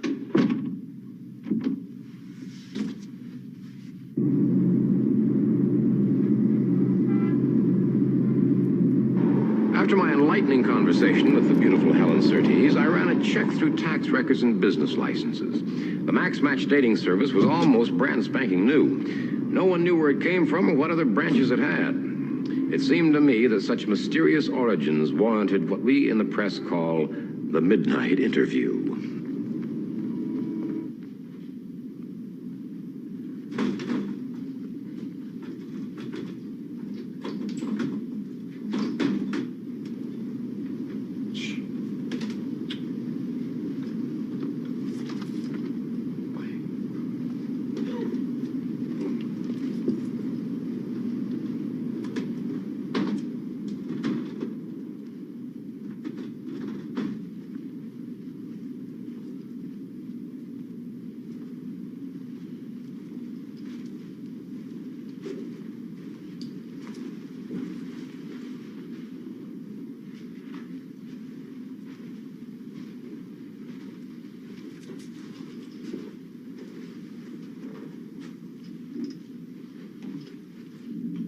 Hecate, neotitos kalethea, tentes dules efkene pakosan, ke eumenos taco de be, dehu tentes yentahuten, en hese dule, neanis amamos te, ke kale esios ke tapan proteas, he dule ante amibes, hen ete etos, neotitos, ke kalos ke hegas, erota para su leben. Hepotusonoma. Hecate, neotitos kalethea, tentes dules efkene pagosan, nianis amamos te, ke kale esios ke tape proteas. Hedule ante amibas, hen ete etos, neotitos ke kalos ke hegas, erota para su leben. Hepotusonoma. Inet.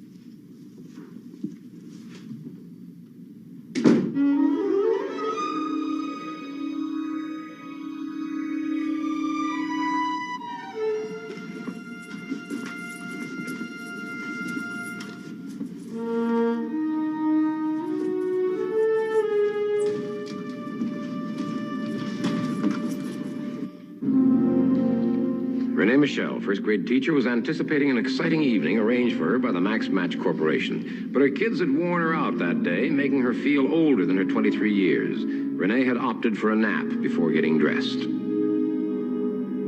Renee never heard her alarm. She never awoke from her nap.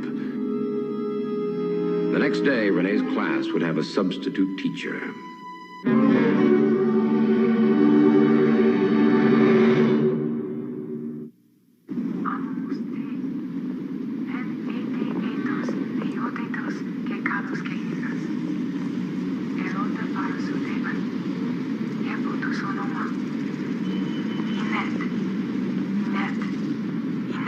I don't get it. Your hunch was right about it being Greek, but it's ancient Greek. A prayer for a sacrifice to Hecate, the goddess of youth. What kind of a sacrifice? What kind of sacrifice? All that mattered was that they be physically perfect. Oh, so this Hecate had pretty high standards, right? All the Greek gods were easily offended. Everything had to be absolutely perfect. Just right. As if it came out of a computer, right? Here, I think this is the sacrificer right here. Here. Most beautiful woman in the world. The face that launched 1,000 ships. Helen of Troy. Hey, that's Helen Surtees. I mean, she runs the Max Match computer company. What are you talking about? Yeah. She resembles every statue of Helen I've ever seen. I'd give everything to get next to that. I think that's the deal. Everything. You know, every time I talk about the classics, I wish I was back in college teaching again. But there are all those beautiful girl students. I can never keep my head on straight. Well, anyway, Helen was half mortal. She was a demigoddess, and she'd made a deal with Hecate. The Randolph, please. No, I'm sorry, Jack. This cab's taken. No hurry. I got a hangover to kill a buffalo. Conventions of murder. Yeah, I can tell, yeah.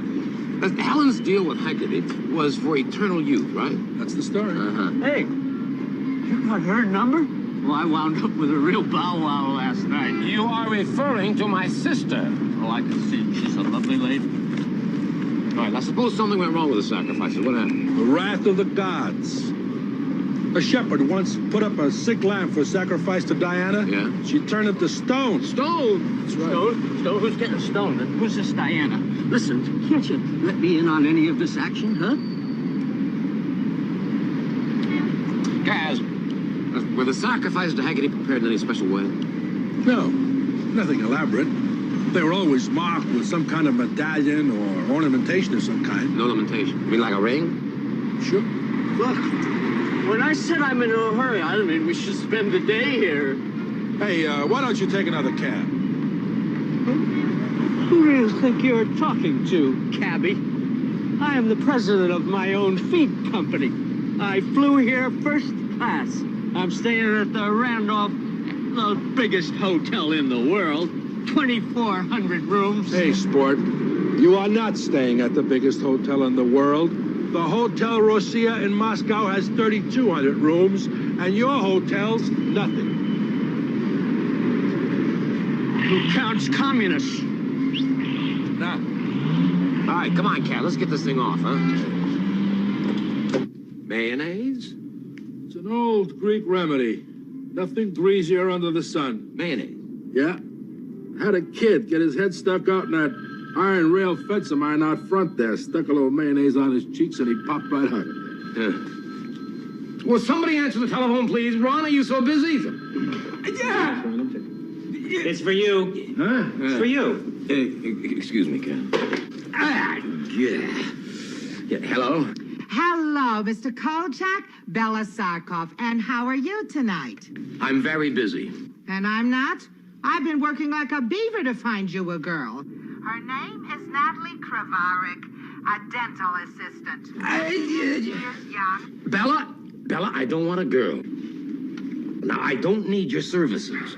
Well, good night, Carl. You don't need my services. Robert Redford, you are all of a sudden. Good night, Emily. Emily? Who's Emily? Good night, Mr. Vincenzo. Don't worry, Bella. I got somebody else for you.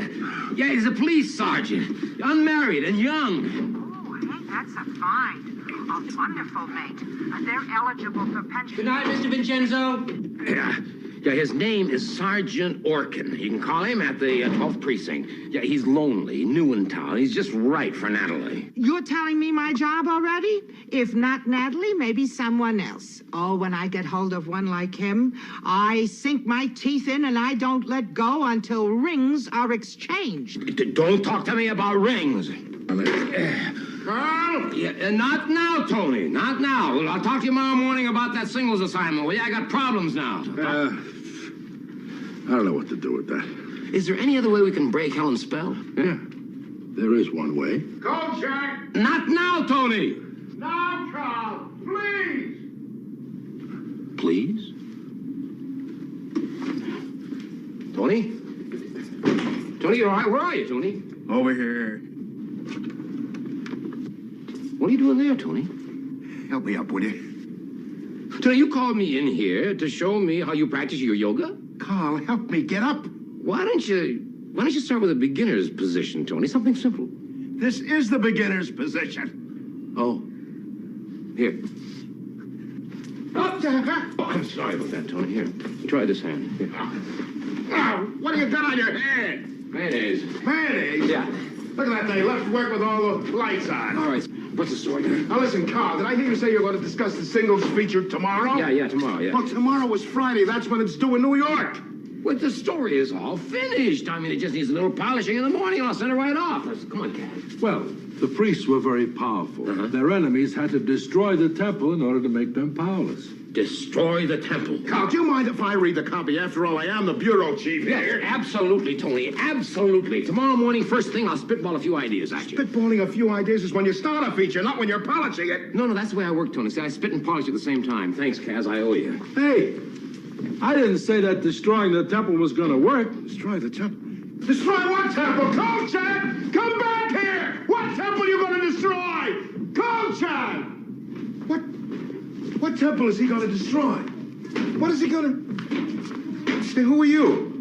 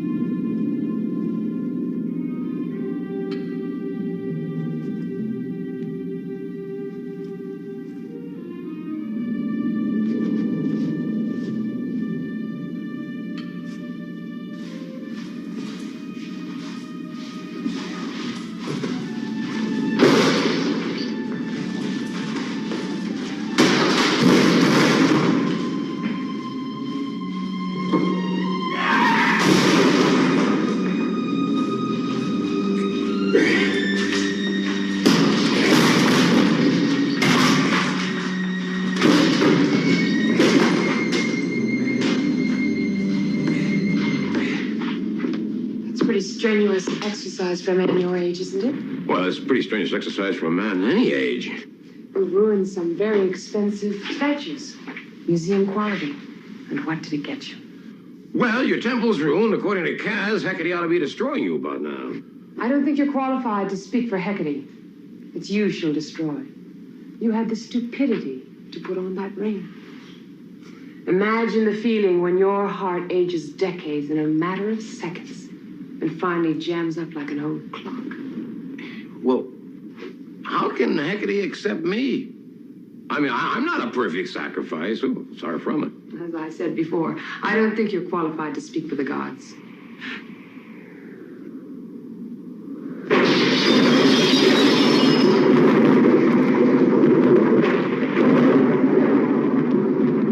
As a matter of fact, I'm not the first imperfect offering you've made. Did you know that William Cubby wore this? It's a glass eye. You're lying! No, I'm not lying. I think little Willie Cubby was. Yeah, you see, he didn't say anything to you at all, huh? Ha ha! You made fools of the gods!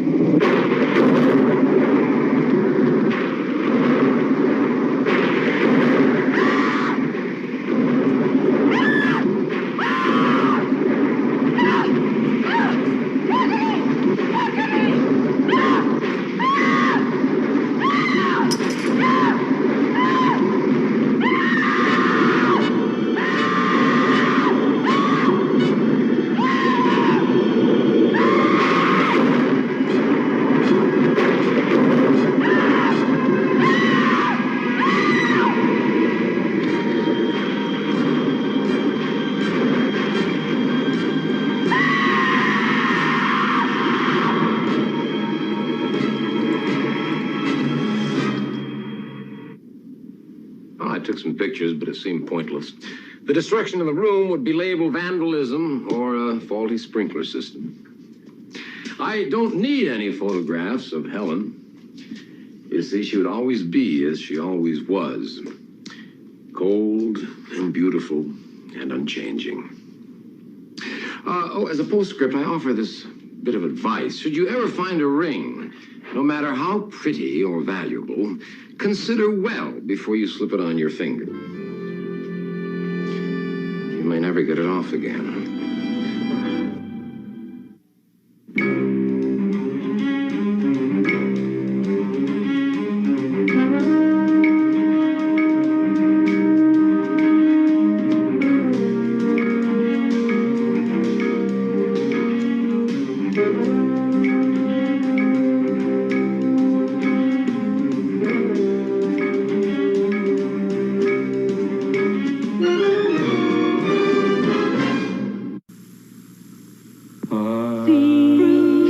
Love it like we do. I know I love mine. I see like I do. I see's got a real fruit taste. Vitamin C too. I see. Fruit drink has such great taste to see. That's why we love to drink high C. High C fruit drink. We love high C. When you change into Fun Pals and Underoos underwear, you can pretend to change into a hero. Mask where illusion is the ultimate weapon. By the power of Grayskull. He-Man is here. Imagine you can change into all your favorite heroes from Superman to Thundercats with Fun Pals and Underoos underwear. More than meets the eye. The Transformers. With Fun Pals and Underoos, you can change into a hero. Freddy, what are you doing up there? So I gotta ask, how many people remember the comic book magazines, the big magazines? Like Legion of the Monsters, Terror, the Tales of the Zombie, the Savage Sword of Conan, all that stuff. Deadly Hands of Kung Fu. I was a big fan of that stuff. I loved it. I still do. I pick it up whenever I get a chance. I haven't got the first Satana, which is great because it's also the first appearance of Rocket Raccoon. So, well, that's not it. But, I mean, Rocket Raccoon appeared in that before he appeared in a regular comic book, which they don't consider that regular comic books because of reasons. But I'm a huge fan of that stuff. Love my vampires and martial arts and stuff like that. And when you slam them together, it's great. Go watch Dracula and the seven golden vampires. Yes, it's the Shaw Brothers and Hammer making a kung fu vampire film. That's right, and it's got Peter Cushing in it, so you can't go wrong. So, I hope you guys dug Kolchak. I know I love Kolchak. I mean, I wish I would have got to meet Darren McCavin before he passed away, but that's just one that got away from me. You know, things happen. So, I'm going back to a show I've not aired for a while, until we figure out the Blake 7 thing. We'll probably go back to that. But we're doing some Starlost. And yes, Starlost definitely has a BBC feel to it. But it's ITV, which is Canadian, which I guess probably runs about the same, especially at that time. So, I get it. I'm a fan, don't care. So, here you guys go. This is Starlost. This is episode 6. This is And Man is Vile. The end. Rewind that. Zip up it. And only man is vinyl. There we go. Vinyl. Gotta rewind it again. And only man is vile. There we go. Got it all in one take. You know this is how I do this because I don't edit hardly anything on these shows because I only use screw ups and if the dog like knocks over a camera or something. So here you guys go. This is Starlost episode 6, and only man is vile. Enjoy. Even you must admit these will be challenge enough to prove my theory.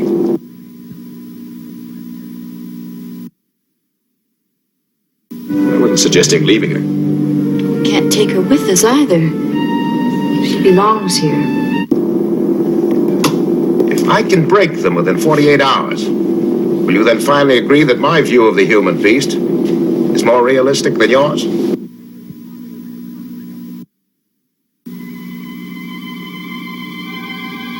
The giant Earthship Ark, drifting through deep space over 800 years into the far future. Its passengers, the descendants of the last survivors of the dead planet Earth, locked in separate worlds, heading for destruction. Unless 3 young people can save the Starlost.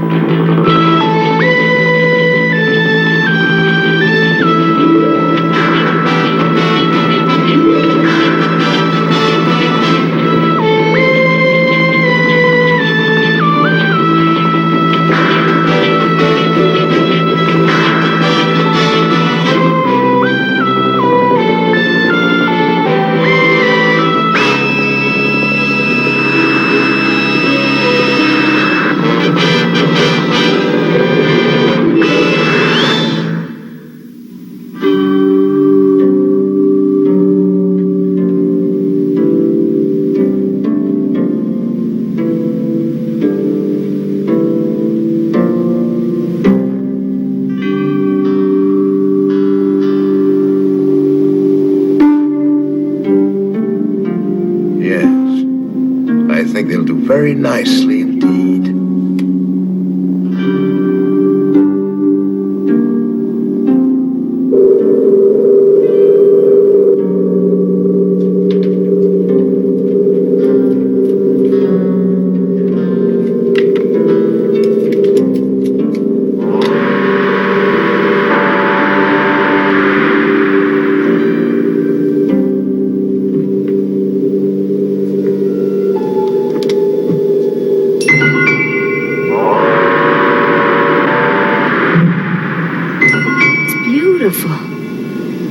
Do you suppose Earth was once like this? I don't know.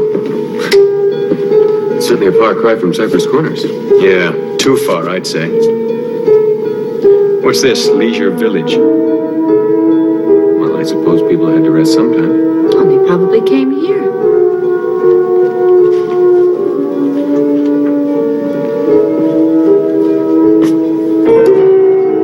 Where every prospect pleases. And only man is vile. It's from an ancient poem. What's it supposed to mean? I don't know. Let's find out.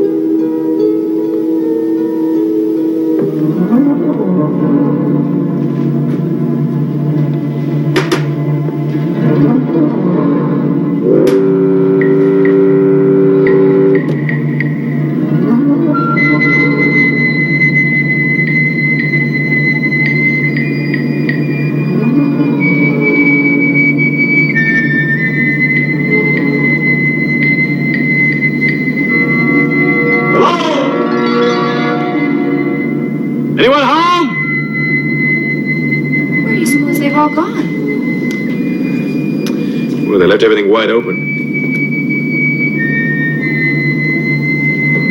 It's a bit frightening, isn't it? Yeah. You feel that too? There's something very wrong here.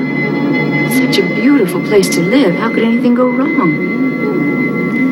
Well, from what we've learned, even Earth wasn't so perfect.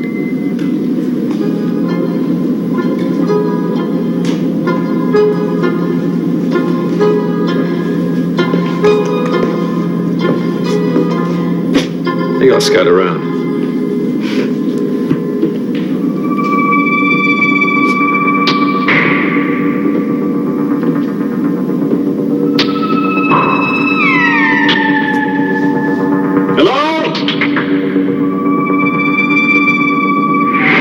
Anybody here?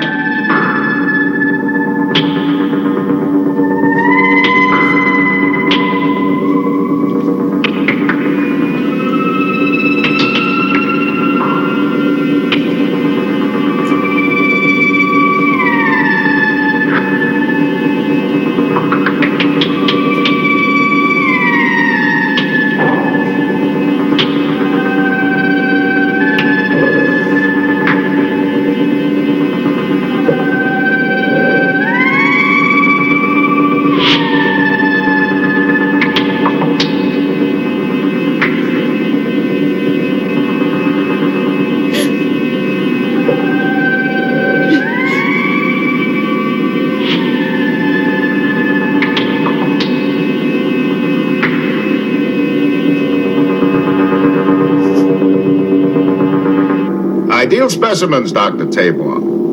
Even you must admit these will be challenge enough to prove my theory.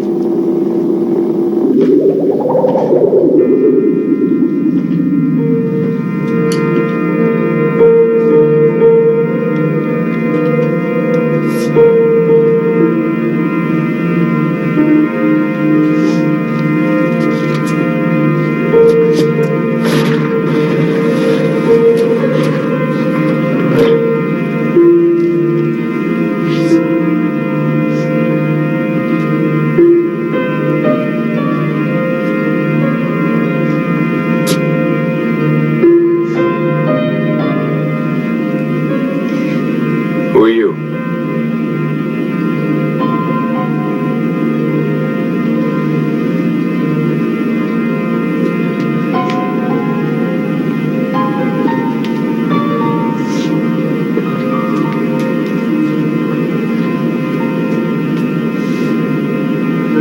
What are you afraid of?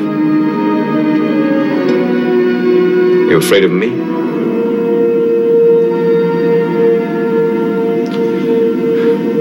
Where is everybody?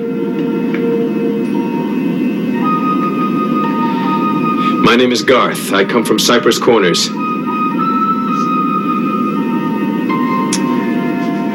don't suppose you've ever heard of us. Look, can I...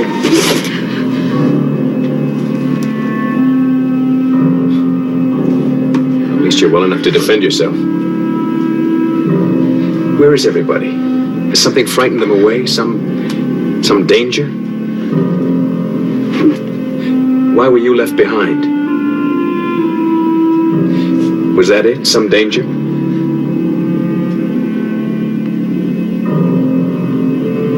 Look. Do you want me to help you get away from here?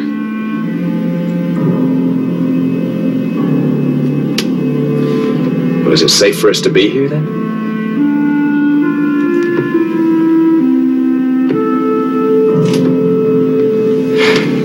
Why did everyone else run away?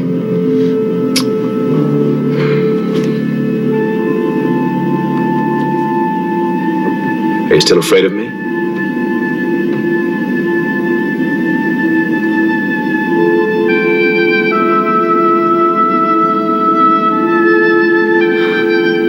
Well, that's some progress.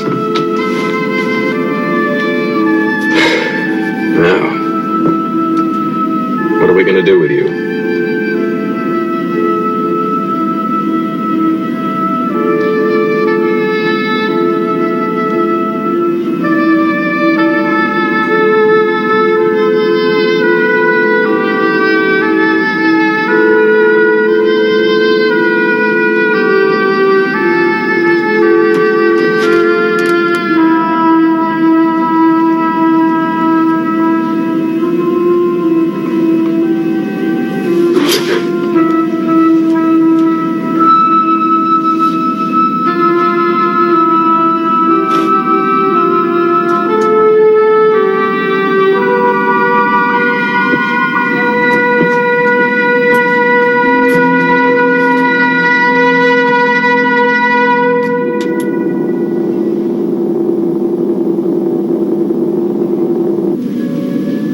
She didn't give you any kind of a clue at all?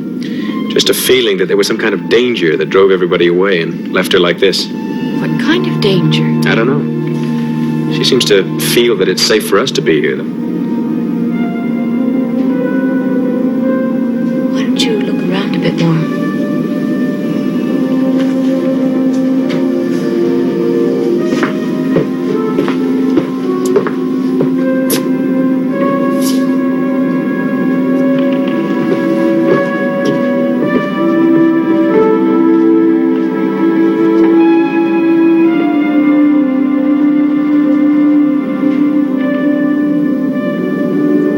Rachel. What is yours?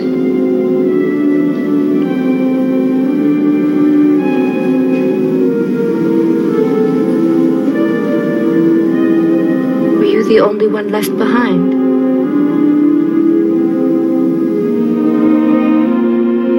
Why? Was it some sort of punishment? Or didn't you have anyone to look out for you? Maybe it was every man for himself, and no one noticed or cared.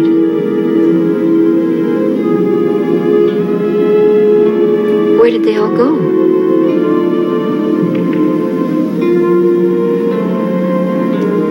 What was it they were so afraid of? I just wanted to see if they had a chance. Why didn't they stand their ground and fight?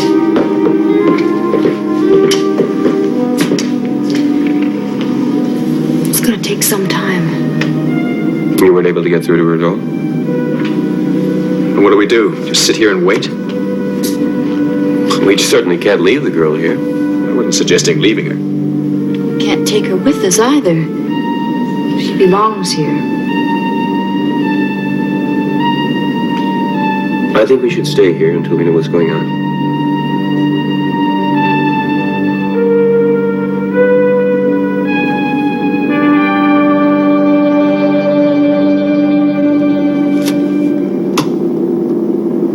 I can break them within 48 hours. Will you then finally agree that my view of the human beast is more realistic than yours? Wherever they're from, they've had some ethical programming. Aside from being friends since childhood. Precisely. Those others were a contemptible lot to begin with. Soft, feckless, cruel, every man for himself. But these three, if I can turn them into strangers, each concerned only for his own survival, what will you say then about the nobility of human nature, about the myth of man created in some divine image? I think you will fail this time, Dr. Asgard.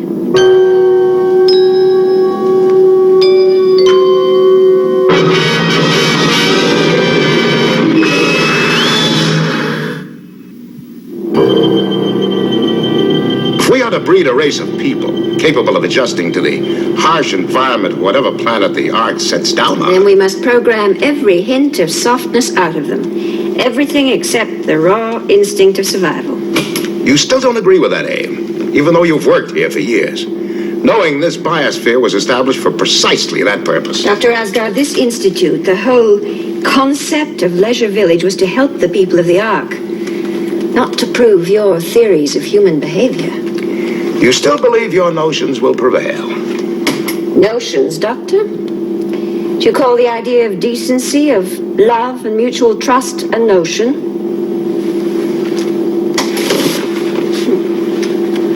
Our newcomers, for instance. Those three know the absolute necessity of trusting one another. I say you will fail. What if I can crush that friendship? Will you then yield to my theories for teaching our young? Will you? All right.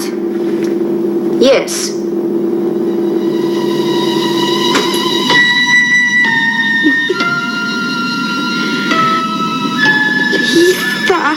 Your name is Letha?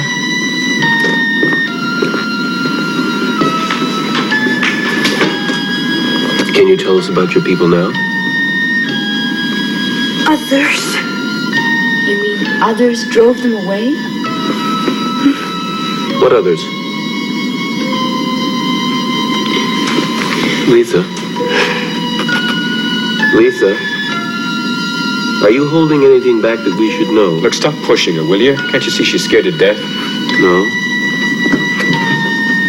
I think she's holding something back. Kevin, you have to be patient. She's still not recovered. I think she knows something. If you're so impatient for answers, why don't you ask those who ran away? If I can find anyone.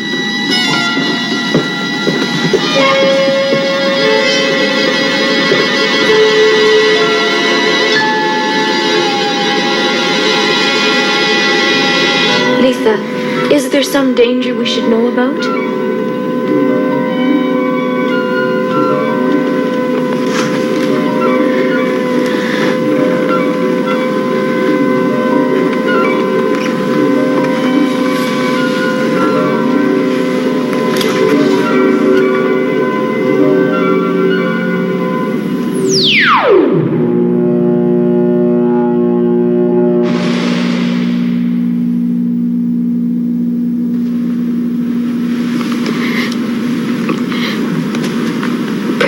Yourself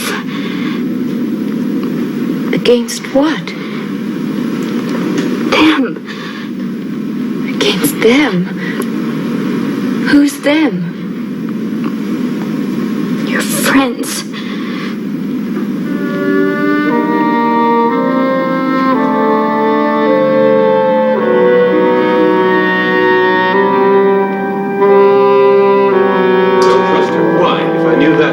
The answer to the rest of this riddle.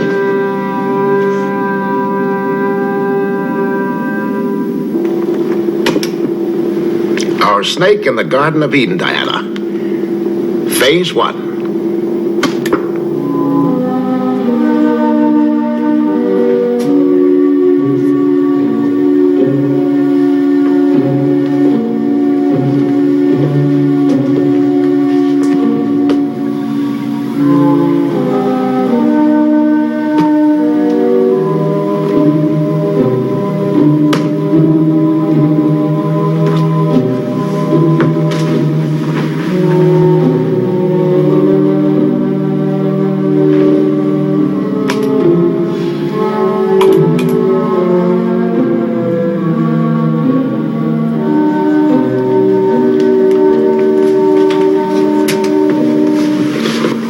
Letha.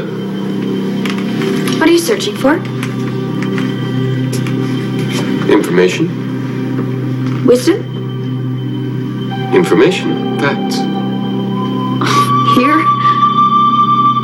Yes, here or anywhere else I can find it. Are you all right?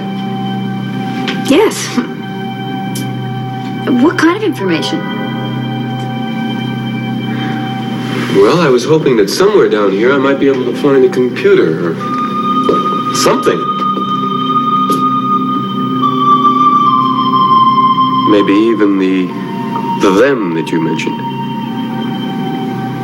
Anything else that I can find about the Ark? Why? Because I need it. Why? Well, among other things, in order to save your biosphere. Your world. And any others. You mean you want to enslave us? No, I want us all to work together. Why? Because unless we do, none of us will survive. Are your friends also working for this? Of course. But they love each other. And you stand in their way. What makes you say that? I thought you were a clever man. What are you holding behind your back?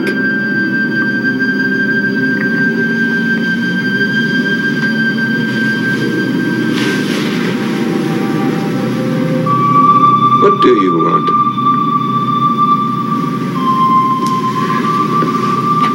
Kevin, you're in terrible danger. What kind of danger? Your friends are not what you think they are.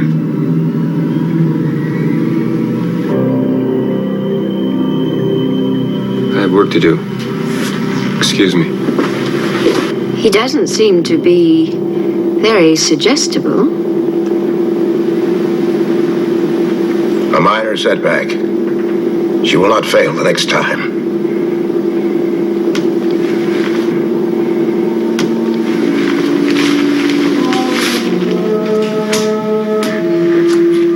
I don't think they'll ever come back. Who? My people. Why do you say that?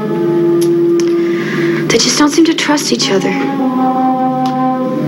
Well, how, after all these generations, did people suddenly lose their trust in each other? Do you trust your friends? Of course I do. But your friend Devon, didn't he steal your woman? She chose him. But she belongs to you, doesn't she? No. Back in Cypress Corners, not here.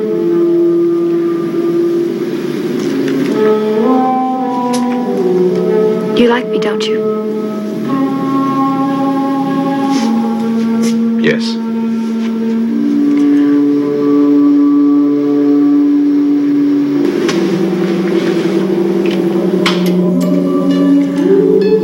What if Rachel died or disappeared? And your friend decided to steal me from you?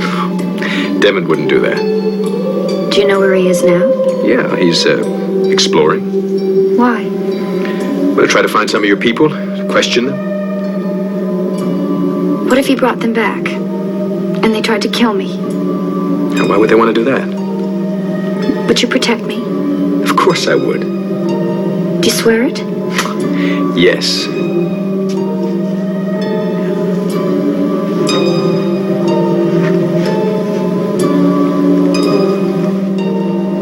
What's that?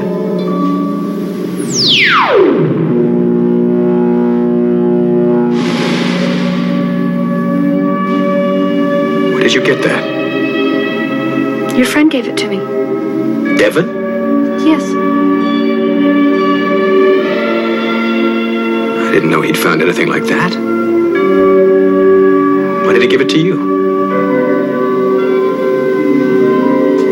You mean to use against me?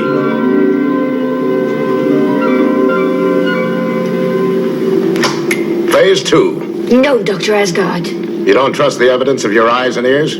There must be more to human nature than mistrust, self-interest, suspicion, eternal loneliness. Study man's history on the home planet as I have. No other conclusion is possible. The answer is not to be found in history alone. Where would you look for it? In the products of man's genius, in religion, in art, science, philosophy. Window dressing. Cosmetics painted on a grinning skull. Man is a monster. He always was and always will be. And that is how the youth on the Ark must be educated. Never.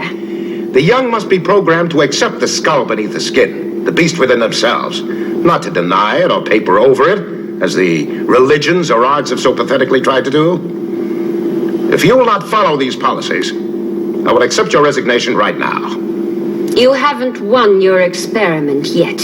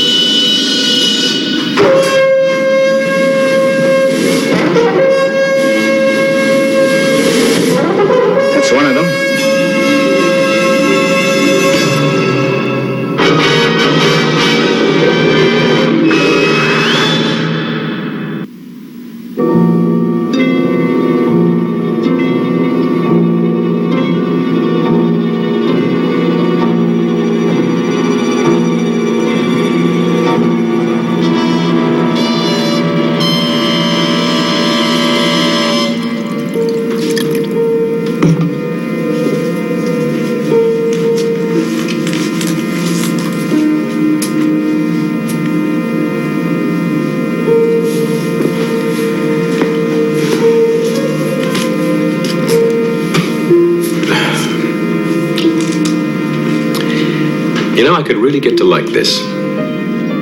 It's a good sort of life, I suppose. Couldn't you just see yourself staying here the rest of your days? Under the right circumstances. With Devon? Yes. And what if he doesn't come back? Why shouldn't he?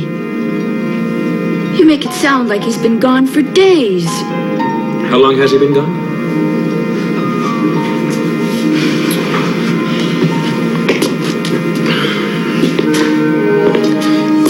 What's the matter with you? Garth, what's the matter with us? I feel so strange.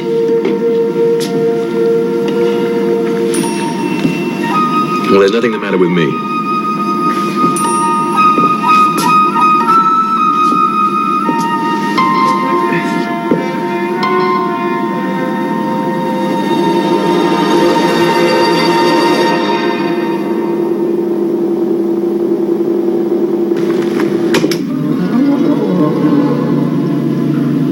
Where are the rest of them?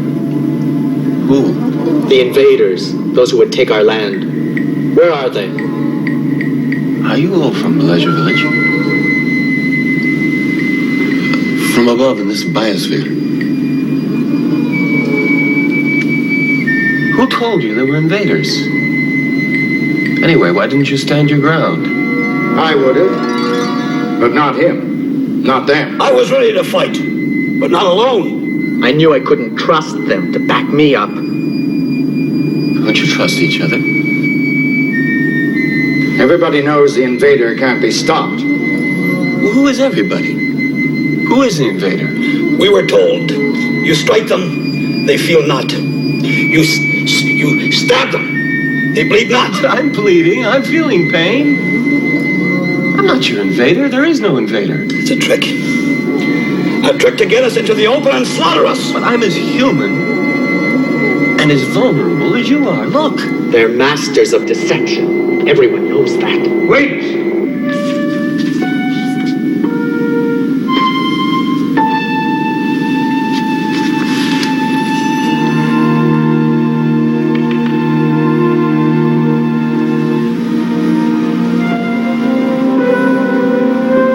He is bleeding.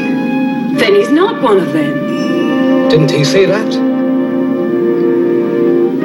What are you talking about? If we can show our people that he is mortal, that he may stumble and bleed and feel pain, if we can show everyone, perhaps they will decide to stand and fight. But there's no need to stand and fight. We're alone and unarmed. There are only 3 of us. Look, we came here to save your world and all the other worlds on this ark. We don't need your help. We already have the perfect life. Come here. But you live like animals. You don't trust each other. Is that the perfect life? You're hungry. Is that good? The invader is too much for us. The only invader is your loss of faith in one another. The fact that you don't trust each other. We will use him to prove that the invader is only mortal. Spread the word. Tell our people they will see the invader does bleed. Go, tell the others.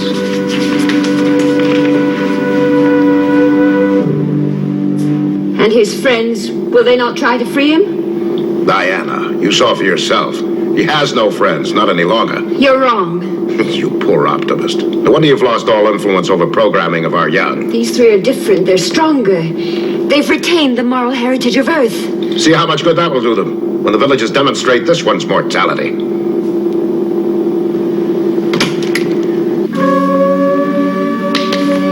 Garth, Devon's not back yet. Please get up and help me find him. Why do we have to find him? He's your friend as much as mine. Please help me. You did this. Why don't you go back to your people? You're not helpless any longer. They're not my people. And I never was helpless. Then why? What have you done to us? I merely assisted in some experimental research, which is now concluded. What sort of experiment? You'll find out soon enough. Was part of the experiment to drive the people out of the village? They did it themselves. And what do you expect us to do to ourselves? The same thing. What, to run away? Panic? You'll find out soon enough. Where's Devon? Playing his appointed role. Where is he, Letha? That, too, is part of the experiment.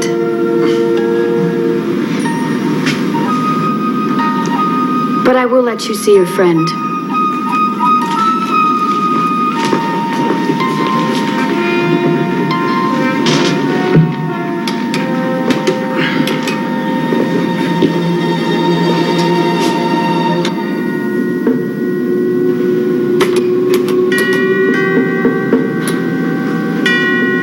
You don't have to prove that I'm mortal.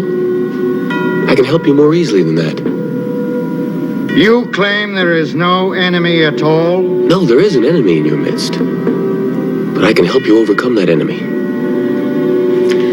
That was your friend, offering to betray you at the price of his own safety. He wouldn't do that. You heard him yourself. He could have meant you. You are the enemy. It sounded as though he turned against us. I want to see more.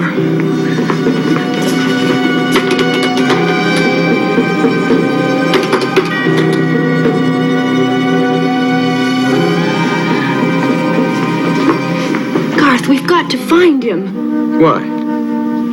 Devon is now our enemy. You saw him. You heard him. Don't you understand? We're part of an experiment. That was part of it. I heard him plainly. Devon is now my enemy. Of course, he always has been. I was sent to hunt him down. By some witchcraft, he made me believe he was my friend. He even stole you. But I'm not deceived anymore. Don't you see? She's hypnotized you. Your mind is not your own. Devon is my enemy. Oh, I'll go with you to find him. But only to return him to Cypress Corners for his just punishment.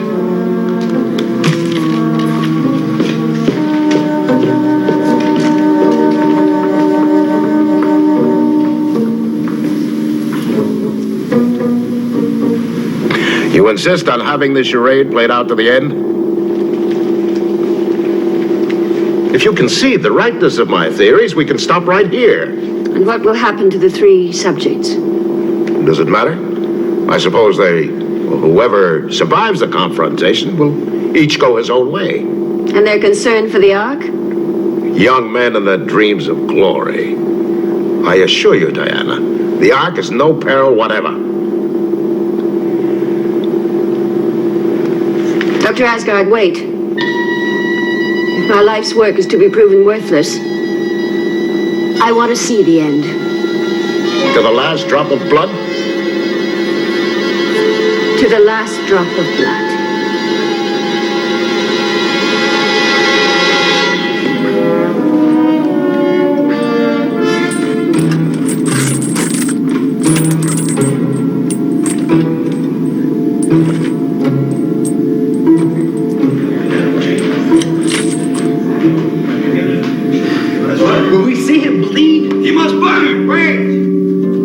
He offered to betray his friends. I didn't! I did not offer to betray my friends. I offered to help you expose your enemy. Who would that be?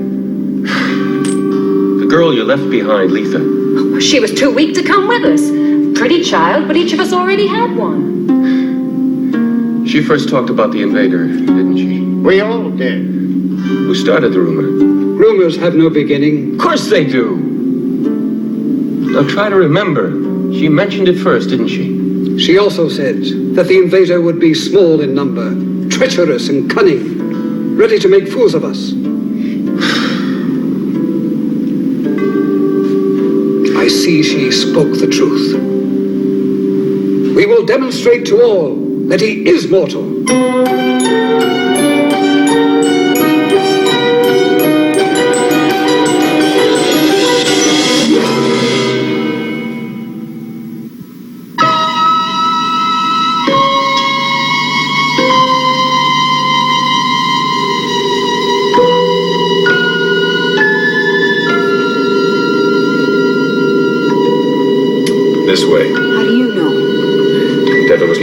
computers. He wanted to help the villagers. What if we are overpowered as he was? He didn't watch out for himself. He would try to rescue us if we were in danger. We're looking for him, aren't we? Yes, but you're looking for him as a hunter, not a friend. I know my duty.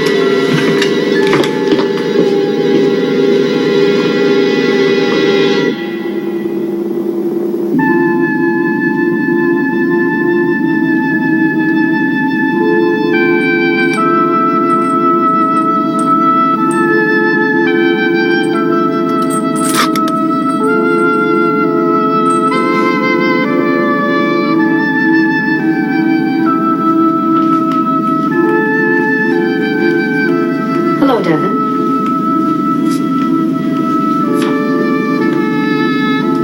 Where are they? Your friends? Who else? Are you quite certain they're your friends? Yes. Then why haven't they tried to help you? When we first found you helpless and unable to speak, it was all part of an act, wasn't it? It was part of the experiment. What experiment? An inquiry into the truth about human nature in order to devise a rational program of education. I see.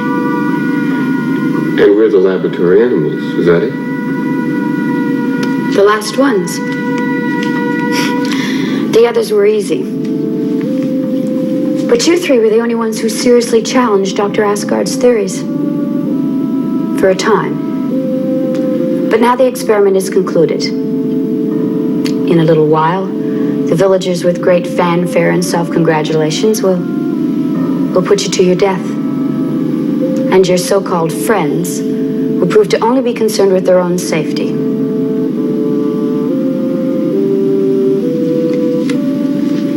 You know, Devin, it's a pity we didn't meet under more auspicious circumstances.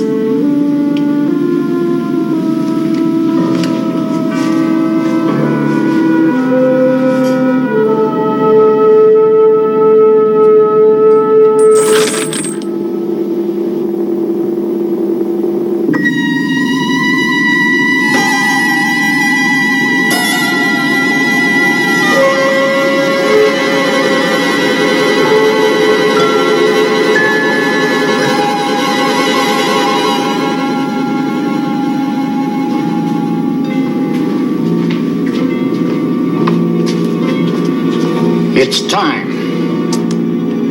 For what? Prove to our people that you are mortal. But I am mortal. I'm not an invader. There are no invaders. Just so. You'll prove that to our people when you burn.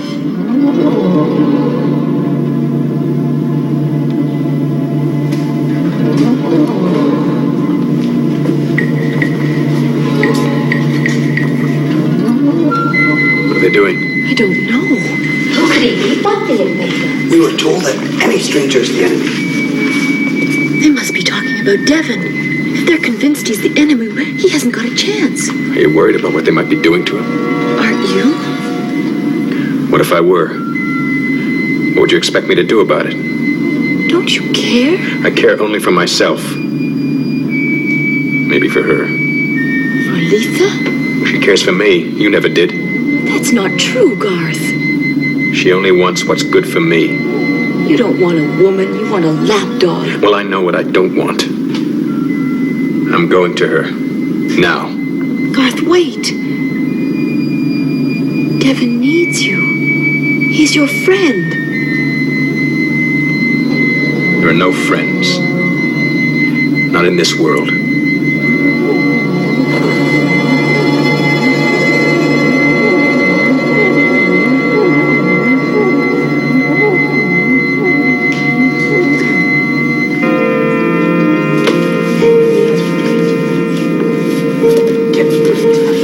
This is what you think your people need. And what do you believe they need? The quality that allows human beings to live together in peace. And what is that?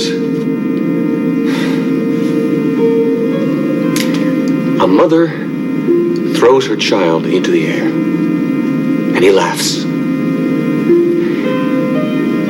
He knows his mother will not let him fall because he trusts her. Unless someone destroys that trust. We have long ceased to be children. And what is once lost can never be regained. You're wrong. And you know it.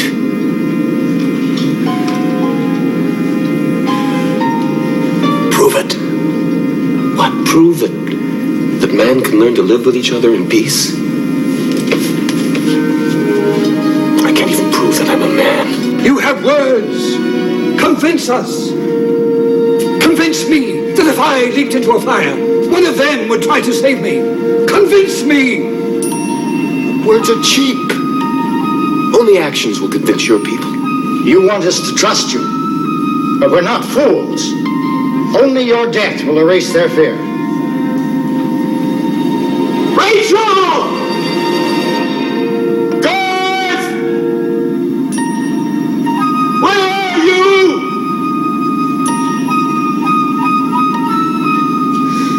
You say only actions will convince our people.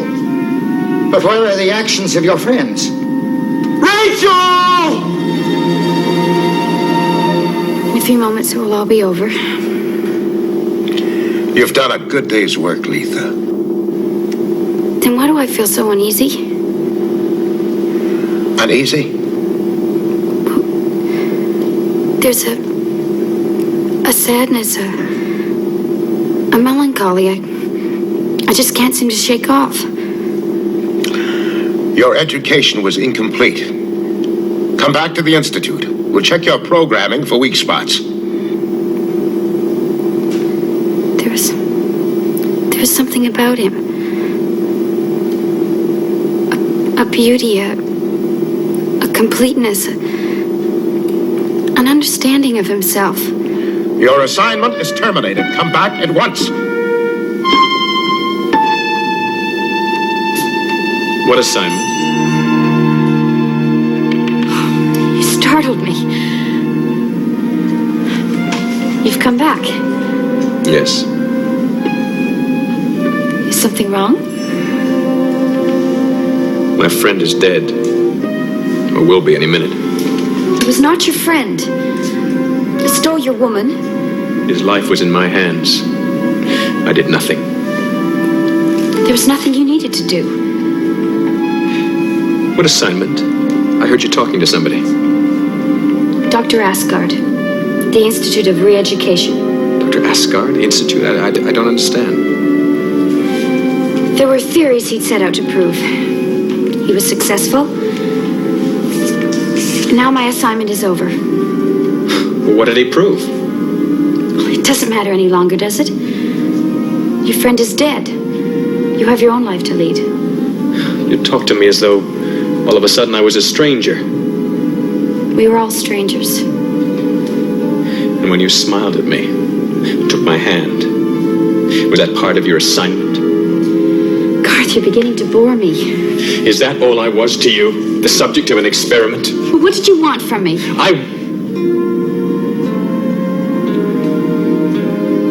I thought you felt something for me.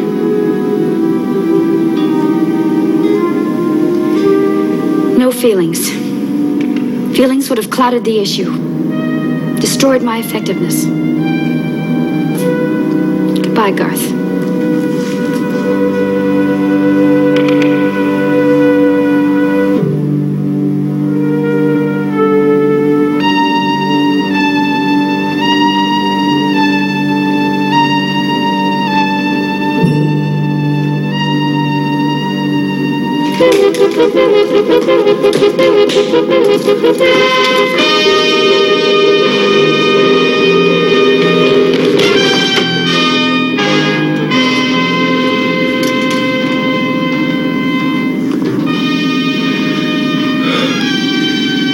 I was already too late. What do you think you could do for him now? I don't know.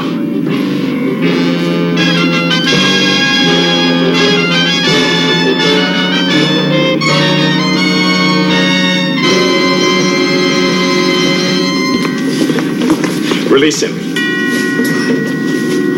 Are you also one of them? I am his friend. So you've come to die with him?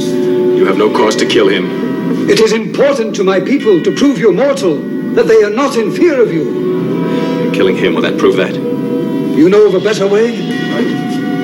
Garth, be careful.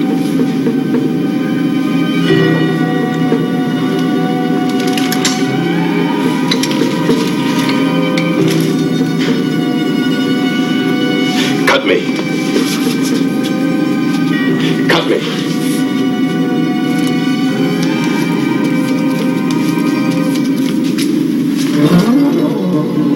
There. Does that not prove that I am mortal? There's only one way to prove mortality. No, wait. In place of his life, take mine. You mean that? Take me. Why?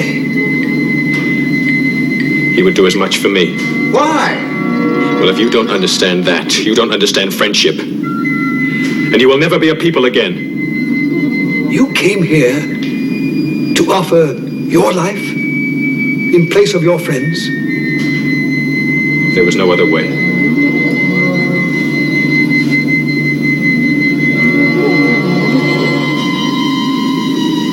I asked you for proof.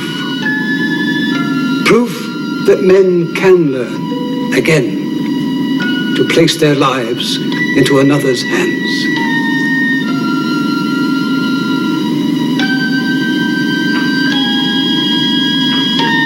I thank you for having proved it.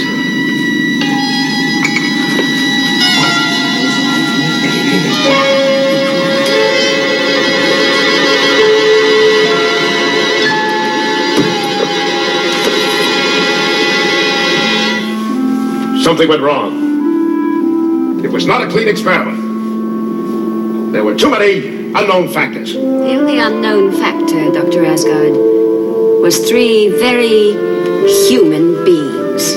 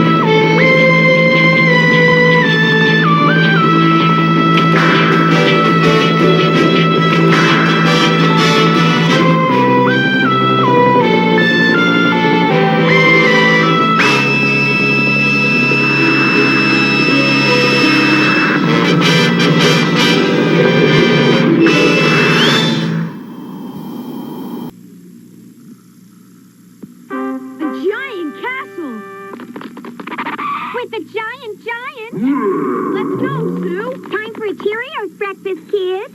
Yeah, Cheerios is a powerful part of this balanced breakfast. You got go with Cheerios, Energios that help you grow. You got go pound with pound, coming on strong with Cheerios. You'll feel the word Cheerios. A Cheerios breakfast. Prepare for takeoff. Hey, I'm the pilot of this plane. Prepare for takeoff with a taste of nuts and honey. We're gonna tempt your tummy with a taste of nuts and honey. Dig in, it's Honey Nut Cheerios, a tummy-tempted part of this nutritious breakfast. Yes, hello.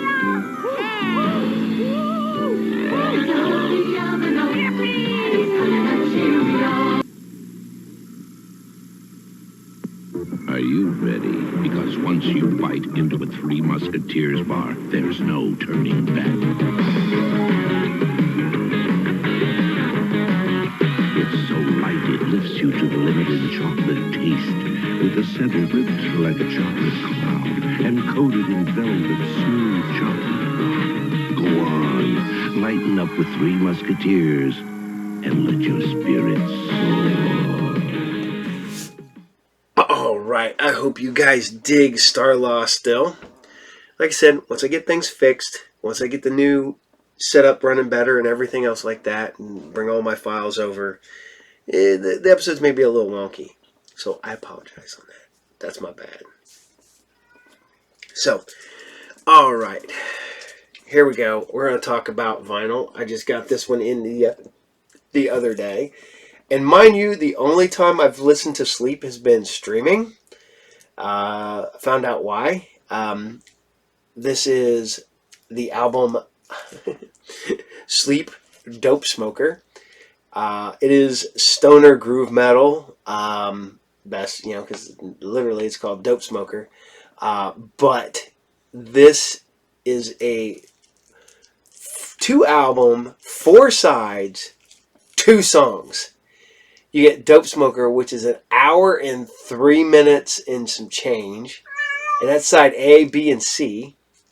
And then side D is just Hot Lava Man. And that takes up the other side. This is just something you would put on, and if you just wanted to sleep or chill or whatever.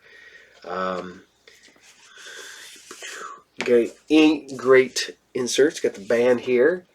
It is your traditional, just black vinyl. So nothing spectacular there, unless you like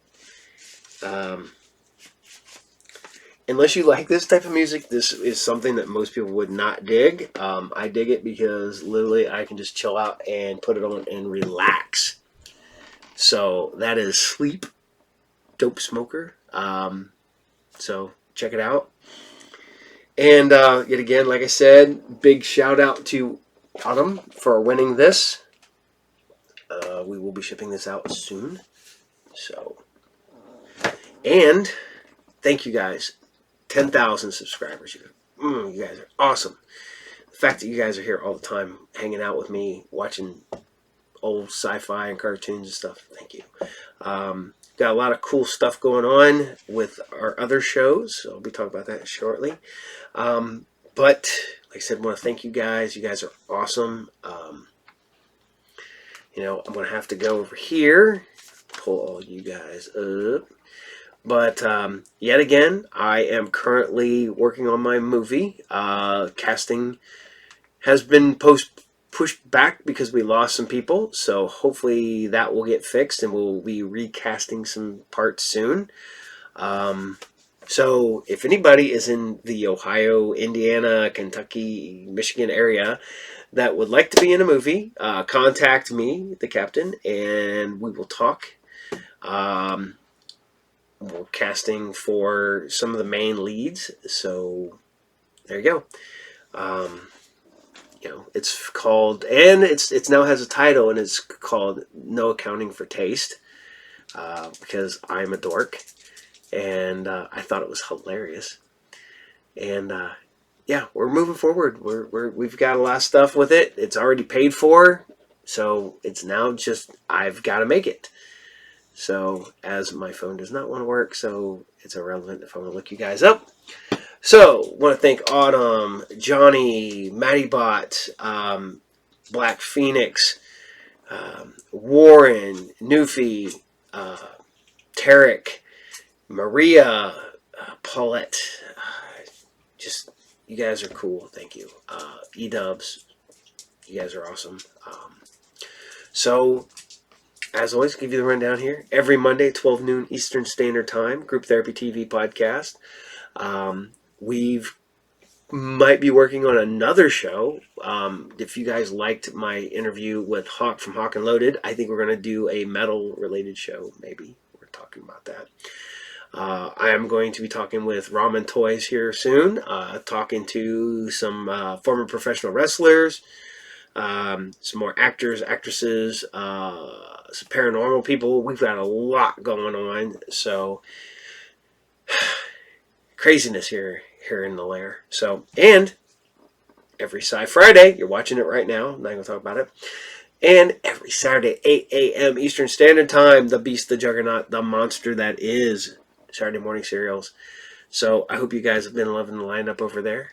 So, I'm going to let you guys go. So, I want you guys all to take care, and I'll see y'all there. Bye. Captain out.